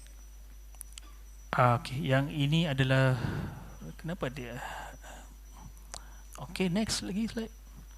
Okay, yang strategi yang terakhir adalah pendidikan yang dibuat secara masif. Yang ini adalah antara promosi-promosi sekali lagi yang dibuat oleh kami supaya wakaf itu sampai kepada masyarakat. Jadi ini antara kaedah yang terbaru, kita perkenalkan 1 bulan 1 wakaf antara promosi, iaitu 1 bulan 1 projek. Jadi ini antara majlis perasmian yang baru sahaja dilancarkan. Next. Dan ini adalah pada bulan Ogos. Itu pembelian bangunan pusat dakwah OKU. Targetnya adalah sebanyak 5.7 juta ringgit. Okay, next. Okay, itu saja pembentangan saya. Diharapkan adalah manfaat daripada pembentangan saya ini. Sekiranya ada sebarang persoalan, kalau saya boleh jawab, saya jawab. Untuk itu saya sudahi pembentangan saya dengan wabillahi taufiq wal hidayah. Assalamualaikum warahmatullahi wabarakatuh. Terima kasih. Pemateri ketiga tadi sudah menyampaikan terkait dengan bagaimana strategi yang dilakukan di Malaysia. Kalau boleh kita catat, sangat baik dan luar biasa sekali. Pertama, mengedepankan keterbukaan, kemitraan, kemudian integrasi zakat dan wakaf, kemudian good governance, dan juga ada pendidikan berkelanjutan yang dilakukan secara masif. Dan ini menjadi contoh baik apa yang dilakukan oleh PPZ di Malaysia. Dan hasilnya seperti yang kita lihat tadi di presentasi, banyak sekali yang sudah terbantu selain dunia pendidikan, dan juga ada penguatan bisnis masyarakat untuk meningkatkan kesejahteraan atau akses yang lebih cepat menuju ke kesejahteraan. Dan kalau kita kilas balik lagi tadi kepada yang dilakukan di Aceh juga hampir sama dalam versi dan porsi yang berbeda. Kalau di Malaysia kita lihat tadi regulasi sudah sangat mendukung, dan hal-hal yang dilakukan juga terus diperbaiki dan juga dilakukan percepatan untuk membuat pendekatan yang dilakukan oleh lembaga seperti PPZ tadi, dan juga dari perspektif yang disampaikan oleh Profesor tadi. Dan saya yakin Bapak dan Ibu dari tiga pemateri ini banyak sekali juga pertanyaan mungkin yang sudah ada di benaknya masing-masing. Kalau dari wajahnya saya lihat memang antara pertanyaan dan juga jadwal makan siang udah dekat ya. Nah, itu dahinya tidak bisa dibedakan yang mana gitu. Tapi saya yakin ya sudah mulai ada yang ingin tunjuk tangan, dan ya 1 orang, dan saya berikan kesempatan 2 orang, 3 orang pertama dulu silakan. 1 lagi, kalau tidak ada ya ada 3. Silakan Ibu yang pertama. Sampaikan perkenalkan nama, dari mana, dan langsung kepada pertanyaan. Tes. Oke, bismillahirrahmanirrahim. Assalamualaikum warahmatullahi wabarakatuh. Saya Ina Fauziana, perwakilan dari Yayasan Global SR Relief Indonesia. Alhamdulillah yayasan ini merupakan seperti yayasan filantropi juga. Mungkin salah satu branch kita ada di JB, ya, di Johor Bahru, dan kita ada di beberapa negara, lebih kurang ada 9 negara. Nah, alhamdulillahnya yayasan kita saat ini untuk Indonesia itu kantor pusatnya di Aceh, dan kita ada menjadi salah satu nazir di sebuah ma'had tahfiz di Aceh Beradaya. Nah, kebetulan ma'had itu sebelumnya adalah milik persorangan, kemudian karena satu dan lain hal kolaps ya, jadi kemudian diwakafkan kepada kita.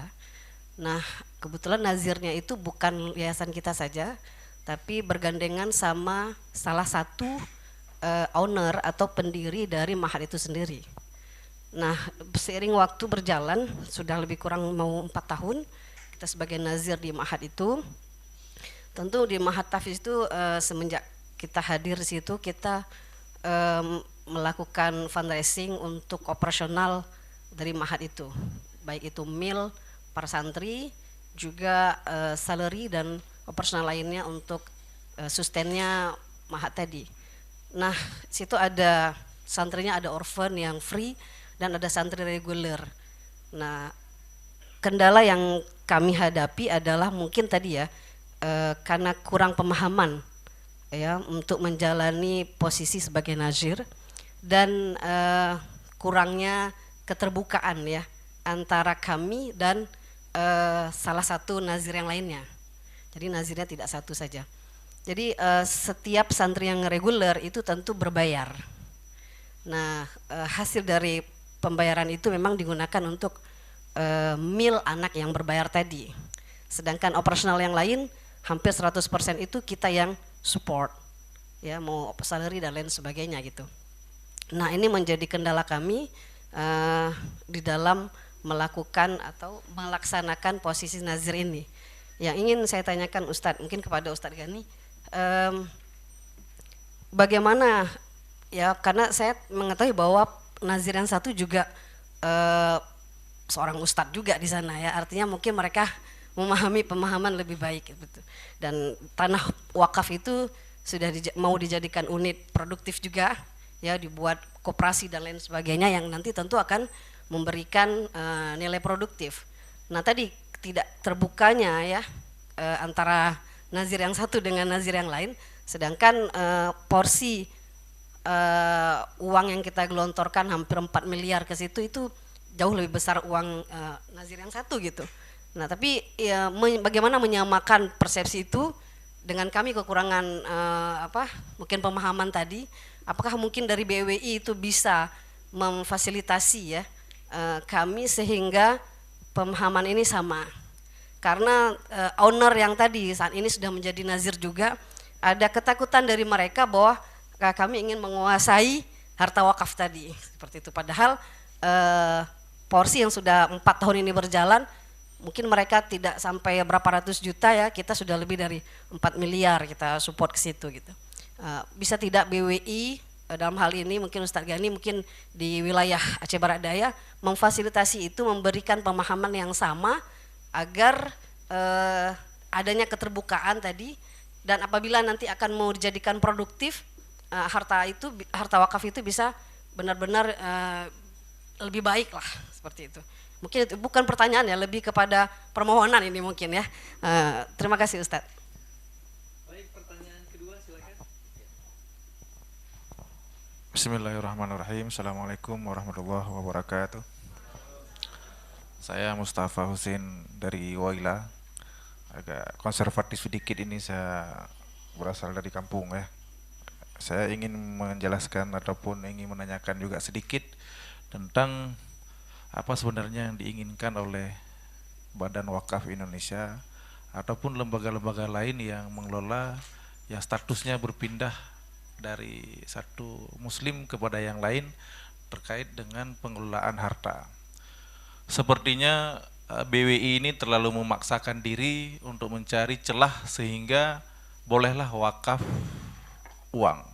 Padahal di dalam Islam itu untuk berpindahnya harta satu muslim kepada dikelola untuk kemaslahatan umum itu banyak. Ada sedekah, ada infak, ada apa lagi? Ada hibah ya, ada juga zakat nanti dalam bentuk kewajiban ya. Tapi secara sunnah itu kan ada sedekah, ada infak, ada hibah, ataupun ada hadiah. Kenapa terlalu memaksakan diri keluar dari berbagai mazhab? Pokoknya buji cara demita. Kenapa itu ingin saya keluar? Karena ini kan beresiko kan kalau terlalu kita paksakan. Padahal kita bermazhab Syafi'i ataupun mazhab yang lain. Mestinya kan kita seperti misalnya zakat. Kalau kita paksakan nanti ada memang pendapat-pendapat yang membolehkan. Tapi secara rajih itu tidak boleh. Saya ingin kita tetap kampanyekan bahwa ada alternatif lain, sedekah, hibah. Jadi kita tidak istilahnya membuat bid'ah yang baru ya, agar pokoknya buji cara ramita pendapat lain biji dapat kuat. Nah, seperti itu kita sepertinya terlalu naif ya, terlalu mencari-cari alasan agar pendapat kita bisa laksanakan. Yang paling terakhir ingin saya sampaikan, kalau kita ingin karena masalah harta ini agak sensitif tentunya ya, merampok pun dalam Islam boleh ketika kita terdesak, mati misalnya kalau enggak kita curi, maka boleh. Maka selalu hukum dalam Islam itu kondisional. Maka saya bilang ini merampok harta umat untuk kita kelola sedemikian rupa, produktif inilah, produktif itulah yang kita bilang.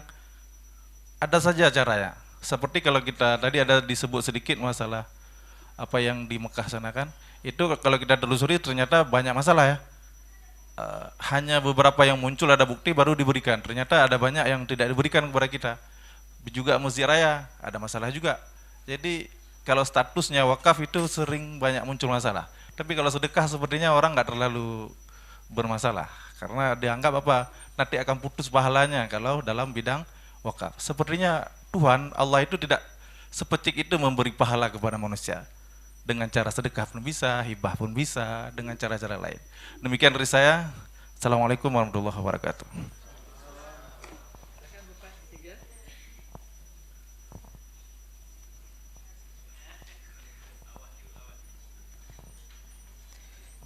Bismillahirrahmanirrahim. Perkenalkan, nama saya Ahmad Syukran.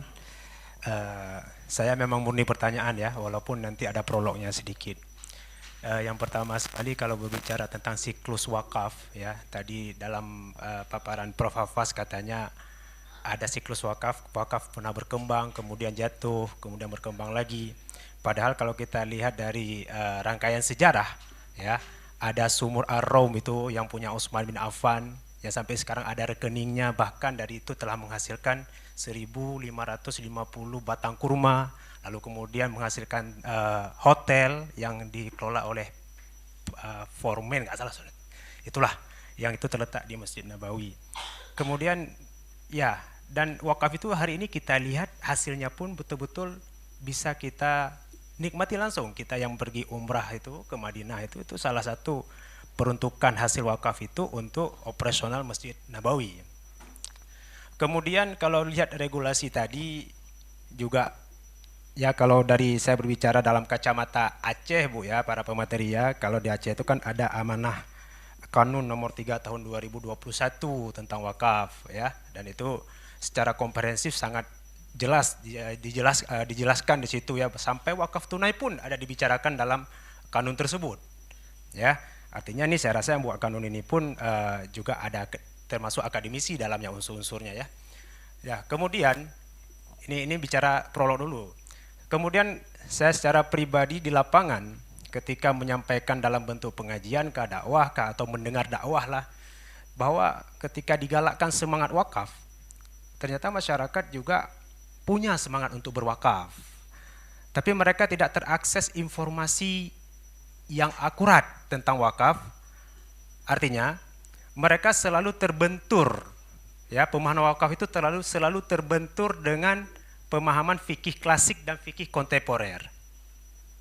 Jadi ketika nanti ada berbicara tentang wakaf, itu mereka harus berhadapan dengan bulan. Kalau bicara misalkan tentang wakaf yang kontemporer, begitu juga tentang yang kalau bicara fikih klasik, mereka nanti kemudian akan berhadapan dengan pulin. Mohon maaf ini bahasa Aceh mungkin ya, pulang-pulin ya. Ya, tapi yang jelas mungkin saya rasa ini expert semua yang duduk depan kami ini untuk bisa menyatakan satu sikap, atau ya saya pikir langkah improvisasi ya ketika terbentur antara dua persoalan tadi itu. Karena ini berefek betul kepada semangat masyarakat. Ya, berefek. Ya, mereka bilang ya cihana perle yang hanjutnya. Oh, maaf, nggak bisa itu. Ya, maaf, saya bahasa Indonesia saya agak patah-patah ya. Ya, jadi ini perlu juga ada satu langkah atau kemudian ya penjelasan itu, walaupun terkadang kita nggak putus di sini ya. Makanya perlu juga nanti ada regulasi-regulasi, dan kita juga meminta kepada misalkan Baitul Mal untuk mensosialisasi secara komprehensif ya. Harus masuk ke betul-betul akar rumput. Bukan hanya dalam sebuah seminar-seminar ini. Seminar ini kan cuma terakses oleh akademisi ini. Apalagi undangannya terbatas. Tadi saya hampir nggak dikasih masuk karena nggak ada nama ya. Nah itu. Jadi perlu juga ada langkah-langkah ini ya, langkah-langkah yang konkret, dan ini mungkin dari sini ada pencerahan-pencerahan untuk bisa didiskusikan lagi insya Allah. Itu dari saya sedikit, terima kasih. Assalamualaikum warahmatullahi wabarakatuh. Waalaikumsalam. Baik, terima kasih para penanya. Tadi ada 3 pertanyaan, kalau saya bisa mungkin simpulkan Pak Dr. Gani, pertanyaan pertama dan ketiga ini mungkin kategorinya curhat ya, jalurnya silaturahmi. Jadi sebenarnya kalau tadi pertama Ibu Ina juga menyampaikan bagaimana caranya agar BWI bisa turun sehingga nazir yang tadi itu dananya mungkin tidak seberapa dibandingkan Bu Ina tadi gitu ya, mungkin bisa punya pemahaman yang sama gitu. Kalau saya simpulkan Pak Gani mungkin silaturahmi ya yang mungkin agak terganggu gitu Bu ya. Kalau kata anak-anak sekarang mungkin mainnya kurang jauh gitu, artinya silaturahminya harus lebih terbuka gitu kan ya. Kemudian yang ketiga tadi Pak juga meskipun ada prolog yang disampaikan, tetap juga menyampaikan bahwa sebenarnya masyarakat itu sebenarnya tidak berat-berat amat juga mau berwakaf. Hanya kalau saya simpulkan tadi pemahaman atau kalau bahasa lainnya literasinya mungkin masih kurang paham. Mungkin yang datang pun juga perlu diundang mungkin gitu Pak ya. Atau mungkin gitu. Mungkin di luar ini nanti bisa makan bertiga ya Bu ya. satu meja dan menyimpulkan. Semoga akan ada sesuatu yang berarti untuk memaknai. Kalau dalam engineering itu kan mempercepat gitu, tetapi silaturahmi juga bisa dipercepat dengan tabayun ya, dengan silaturahmi yang bagus gitu. Itu mungkin yang perlu dijawab oleh Pak Gani. Kemudian nomor 2 kayaknya tujuannya juga kepada Pak Gani juga ini ya, BWI. Ini the most popular people-nya itu Pak Gani pada siang hari ini ya. Ini Bapak harus bertanggung jawab. Oh enggak juga Pak. Jadi kita sama-sama bertanggung jawab untuk mencari jalan keluar. Hanya yang kedua ini barangkali bisa diberikan insight yang lebih Pak Gani. Karena selama ini kan di Islam sudah ada konsep sedekah, hibah gitu ya Ustadz ya. Kenapa lagi harus dilakukan misalnya wakaf uang. Mungkin barangkali ada perspektif yang belum kita ketahui kenapa ini dilakukan. Dan kalau di Malaysia tadi sudah sejak 2022. Kalau di Aceh yang merupakan bagian dari Indonesia masih sampai sekarang, itu insya Allah Oktober baru akan silaturahmi dibuat gitu. Dan Kamis baru akan ke sana Ustadz gitu. Tapi perlu mendapat penjelasan yang barangkali konkret agar ketiganya ketika kembali ke rumah kerutan keningnya tidak terlalu terlihat. Silakan Pak Gani, dan nanti kedua narasumber yang lain juga bisa saling memberikan penguatan dalam materi ini. Silakan Pak. Ya, terima kasih, bagus sekali saya kira ya respon dari Bapak Ibu ya tentang perwakafan ini. Yang pertama Ibu dari Abdia ya, Ibu Fauziana ya, Tina Fauziana ya. Saya kira inilah sebuah dinamika dalam masyarakat, bukan hanya Ibu yang merasakan, tapi juga kabupaten lain yang mengalami hampir walaupun tidak sama ya, tidak sama, malah ada saling menggugat sesama nazir ya. Ya, kenapa ini terjadi? Dulu modalnya sedikit, hasilnya sedikit. Ketika sudah penghasilannya, hasil produktifnya mungkin meningkat, itu jadi kecemburuan antara nazir sesama nazir. Cuma sayangnya di Abdia sampai hari ini hanya 2 kabupaten yang belum ada badan wakaf. Itu satu Abdia, yang kedua Birin. Itu 2 kabupaten yang belum mengusulkan badan wakafnya. Ya, kenapa saya nggak diusul? Saya juga belum memahami ya secara detail dari daerah Abdia. Tapi saya dengar PJ kemarin itu dari Kadis Badan Pertanahan ya, jadi PJ Bupati. Mungkin kita nanti bisa bantu dukungan Pak PJ untuk bisa mendorong ya Kemenak membantu badan wakaf. Jadi di Abdia kalau ada BWI mungkin bisa BWI lebih dekat di sana kan. Tapi kalau memang nanti dibutuhkan kita untuk memediasi, memberi penjelasan dan sebagainya, kita siap saja. Dulu ada perluasan rumah sakit Tungku di Abdia, kami juga turun ke sana karena ada tanah wakaf yang bermasalah.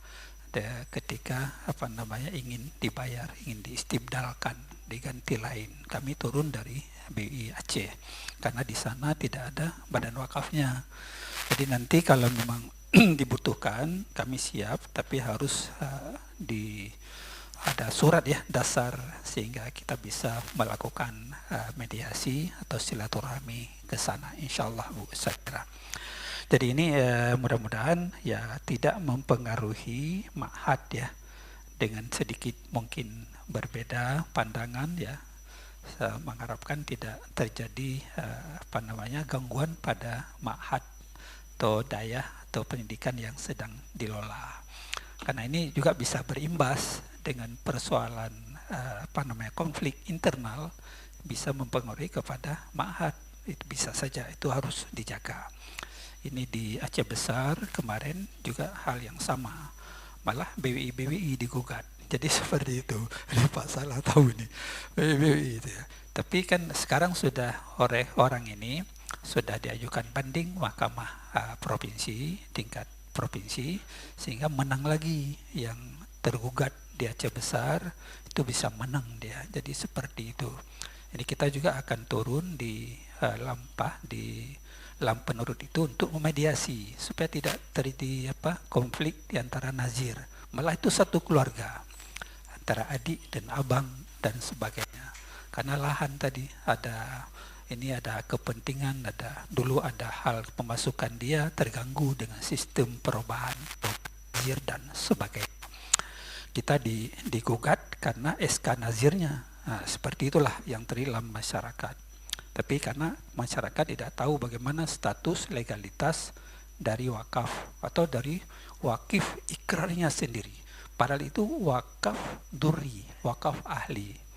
Yang lebih berperan itu kan keluarganya sendiri, ya, manfaatnya dan sebagainya. Nggak boleh masuk campur orang lain, karena itu wakaf ahli dan sebagainya. Tapi orang lain mau masuk, saya kisruh di dalam itu dan sebagainya. Ini pemahaman literasi tentang status legalitas wakaf. Dipikir bisa mewarisi, walaupun anaknya kan nggak boleh juga mewarisi wakaf, tapi kan dengan aturan-aturan yang ada dan sebagainya. Jadi Ibu siap ya, kami siap insya Allah untuk menjaga ya, sehingga tidak dikonflik dan seterusnya ke depan insya Allah. Kemudian Pak ini Mustafa, guru kita ini, Mustafa ini, ya memang di dalam term syariat kita ada beberapa tag ya, jadi ada zakat ya, ada infak, ada sedekah, ada wakaf ya. Zakat itu wajib ya. Jadi makanya saya katakan ruh Baitul Mal itu pada zakatnya, bukan pada sedekah infak. Jadi kalau pada infak itu bukan ruh Baitul Mal. Maka kalau ada Baitul Mal yang belum mengambil zakat, itu ruhnya belum ada, nggak kuat dia itu. Tapi kalau infak itu kan orang bisa bagi sendiri kan. Tapi yang wajib itu kita harus perkuat zakatnya. Jadi masih ada mungkin Baitul Mal yang belum memungut zakat, hanya infak dan sebagainya. Karena tadi perbedaan pandangan dan pendapat. Kok zakat gaji diambil dan sebagainya. Jadi seperti itu. Bentar ya, saya matikan ini dulu. Jadi ini ruh Baitul Mal itu pada zakat. Zakat itu wajib. Nisab sampai nisab dan hol. Itu sudah kita sepakati itu. Kemudian kalau infak ini kan sunan. Sedekah kan sunan. Ya, dan bisa digunakan dia habis. Ya. Zakat pun kalau seberapa pun dia terima, dia dikembalikan kepada asnaf 8. Nggak boleh disimpan kan seperti itu. Tapi yang infak ini sunan, anjuran, sedekah anjuran, boleh digunakan habis. Inilah ada satu term wakaf. Nah, wakaf ini tidak boleh habis innya. Yang digunakan kan hasilnya. Ini kalau Imam Syafi'i mengatakan ini wakaf mulia, sedekah mulia. Beda dengan sedekah biasa. Sedekah biasa kan digunakan habis dia, nggak ada, perlu tinggal dia. Nah, tapi kalau wakaf sedekah mulia ini nggak bisa habis. Hasilnya yang digunakan, tapi innya dia tetap tetap dijaga in sebagainya. Kan ini ya persoalan di dalam Maka kenapa sekarang ini wakaf ingin dikampanyekan terus dan sebagainya? Dan ini bukan hari ini saya kira. Walaupun sejak masa Rasulullah kan sudah tadi disampaikan ada masa Khalifah Umar ya, Khaybar ya. Kemudian Utsman bin Affan, ada sumur Rauma ya, sampai hari ini siapa dia mengatakan ini. Ya, jadi saya kira memang dia ya harus dijaga dari wakaf itu. Jadi sebenarnya BWI tidak memaksakan diri. BWI ini kan hanya mendorong. Jadi lahirnya BWI ini karena Undang-Undang 41 kan, ada undang-undang. Sebelumnya kan enggak. Jadi BWI pusat nasional itu baru ada 2007. Kita di Aceh baru ada BWI 2015. Nah, sampai hari inilah ya. Baru ada di Aceh 2015. Jadi baru 9 tahun lah, mau masuk setahun ke-10 jadi sebagainya. Jadi dilihat mungkin secara tadi istihadi perkembangan ya. Jadi kalau wakaf tanah memang sekarang ini ya 3M itu sudah jalan ya. Tanah, rumah, toko ya, madrasah ya, sebagai perguruan, perkuburan itu kan sudah jalan sekarang ini. Kita di Aceh 24.000 bidang ya. Ya, kalau dalam data BPN mungkin berbeda dengan Kanwil Agama. Itu hanya 18-19.000 di BPN. Kita Kementerian Agama data awal itu 24.000. Jadi dari mana itu? Ya karena semangat tadi berwakaf itu, sedekah jariah yang mengalir ya. Kan tiga hal yang terputus. Ya, tidak terputus: sedekah jariah, ilmu yang bermanfaat, dan anak yang saleh. Tapi kan nggak mungkin kita tiga ada. Tapi kalau ada tiga ada kan alhamdulillah super sekali. Tapi paling kurang satu. Oh, ada harta. Itulah yang sedekah terus mengalir pahalanya selama wakaf itu berhasil ya. Ada hasil yang didapatkan. Jangan nanti diberikan seorang wakif mewakafkan sebidang tanah, dibiarkan nggak ada hasil. Juga itu dilarang pada nazir. Nazir itu harus memberdayakan tanah yang diberikan itu supaya pahalanya mengalir, kan seperti itu.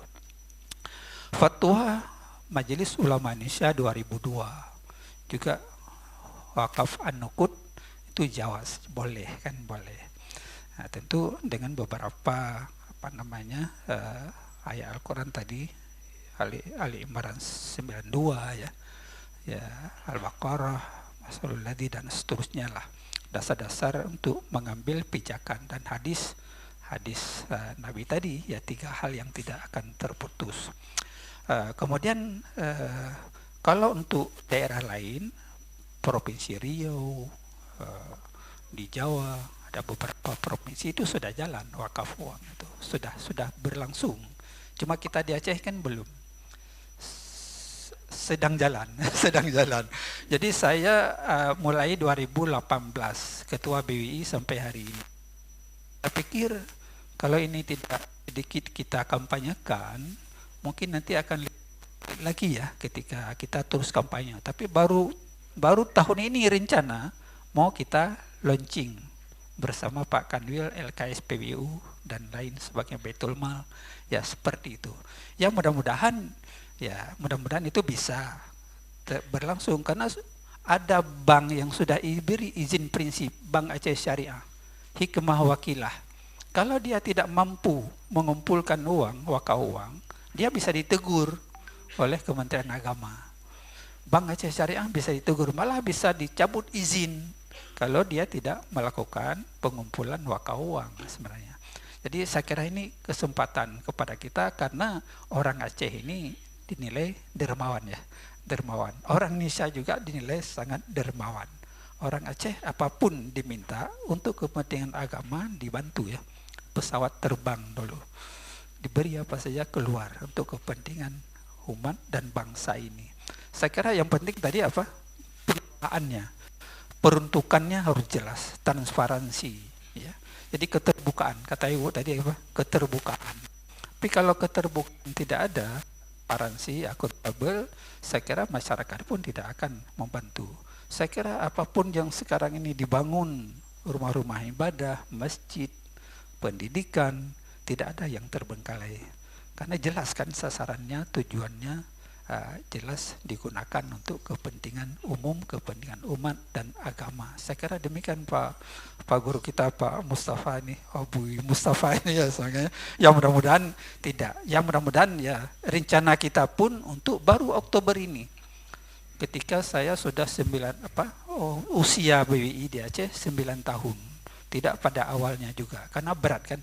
Itu di MPU juga itu berat sekali tantangan para abu kita untuk menggolkan wakaf uang itu. Karena tadi ada pandangan mazhab 4 ya. Rajih ya, tidak sah wakaf uang. Tapi kan kita menggeser segi, bagaimana saya bilang ini. Kita punya potensi di Aceh. Tapi kita tidak menggunakan potensi itu. Ya mudah-mudahan ya digeserlah ke mazhab Hanafi sedikit sehingga ini wakaf An-Nuqul ini bisa, tidak dipaksa.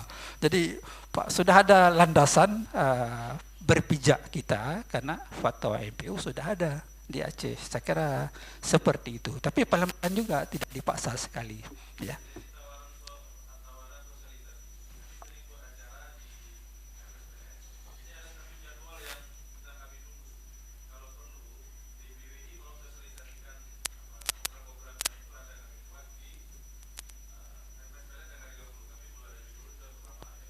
Insya Allah.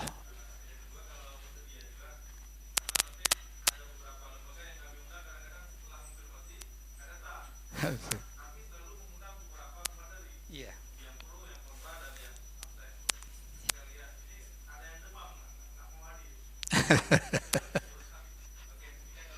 Iya, iya. Alhamdulillah dukungan kita semua saya kira Habib Mustafa, mudah-mudahan ya ke depan akan dari sebuah perubahan ya, taghyir yang lebih baik, masyarakat juga paham dan sebagainya. Tapi yang penting orang Aceh ini saya lihat dari hasil penelitian saya, amatan saya, dia melihat apa wujud akhir, bermanfaat tidak, untuk apa itu. Jadi masyarakat melihat dulu, jadi kita mulailah walaupun sedikit-sedikit.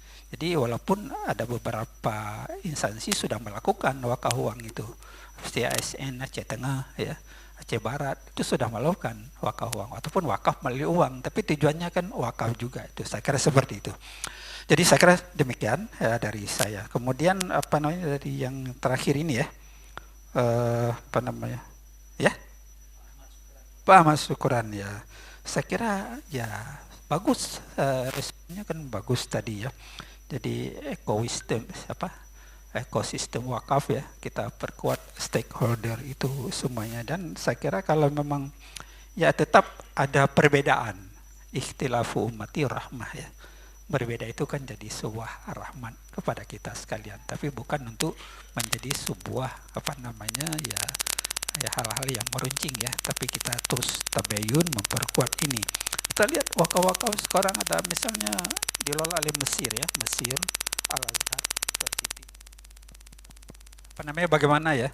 Ya tidak membutuhkan dana pemerintah ya, tapi bisa membiayai beasiswa bukan hanya di kalangan internal sendiri, tapi juga untuk negara lain kan bisa diberi beasiswa yang sekolah ke sana misalnya.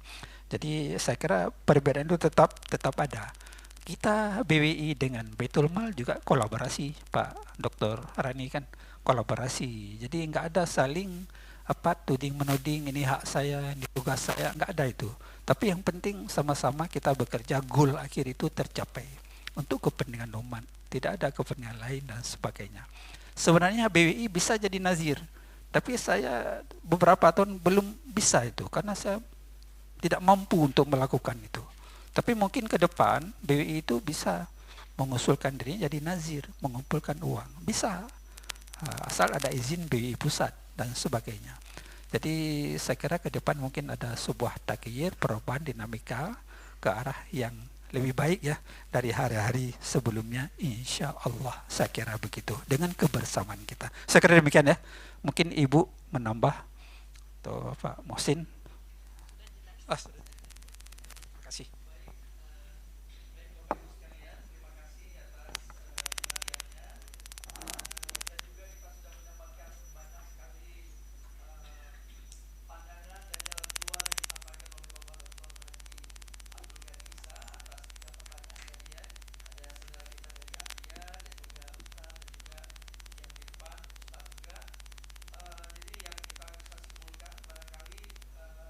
Banyak hal yang belum bisa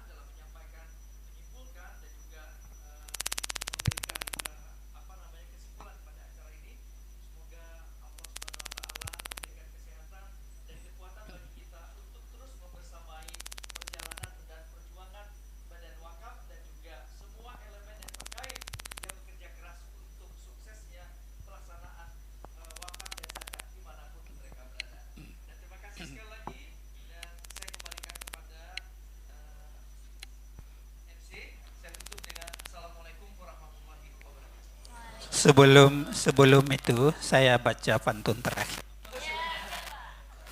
Masak cendawan dicampur bawang. Banyakkan bawang agar terasa. Jika tuan puan menyimpan uang, wakaf uang pun sangatlah bisa.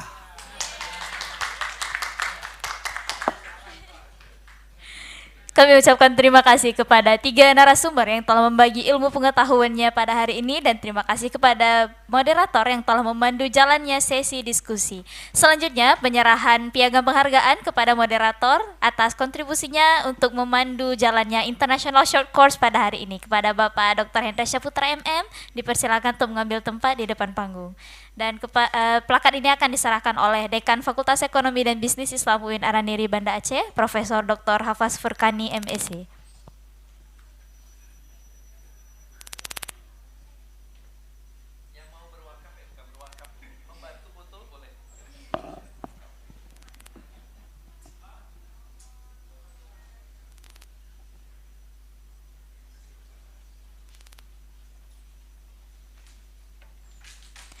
Baik, Bapak Ibu hadirin yang kami hormati, peserta International Short Course in Wakaf and Asset Management pada hari ini, seperti yang sudah disampaikan oleh Bapak Moderator tadi, jika ada pretest maka akan ada post-test. Untuk link post-test sudah dikirimkan di grup peserta International Short Course, mohon diisi dengan waktu yang sama 5-10 menit. Terima kasih.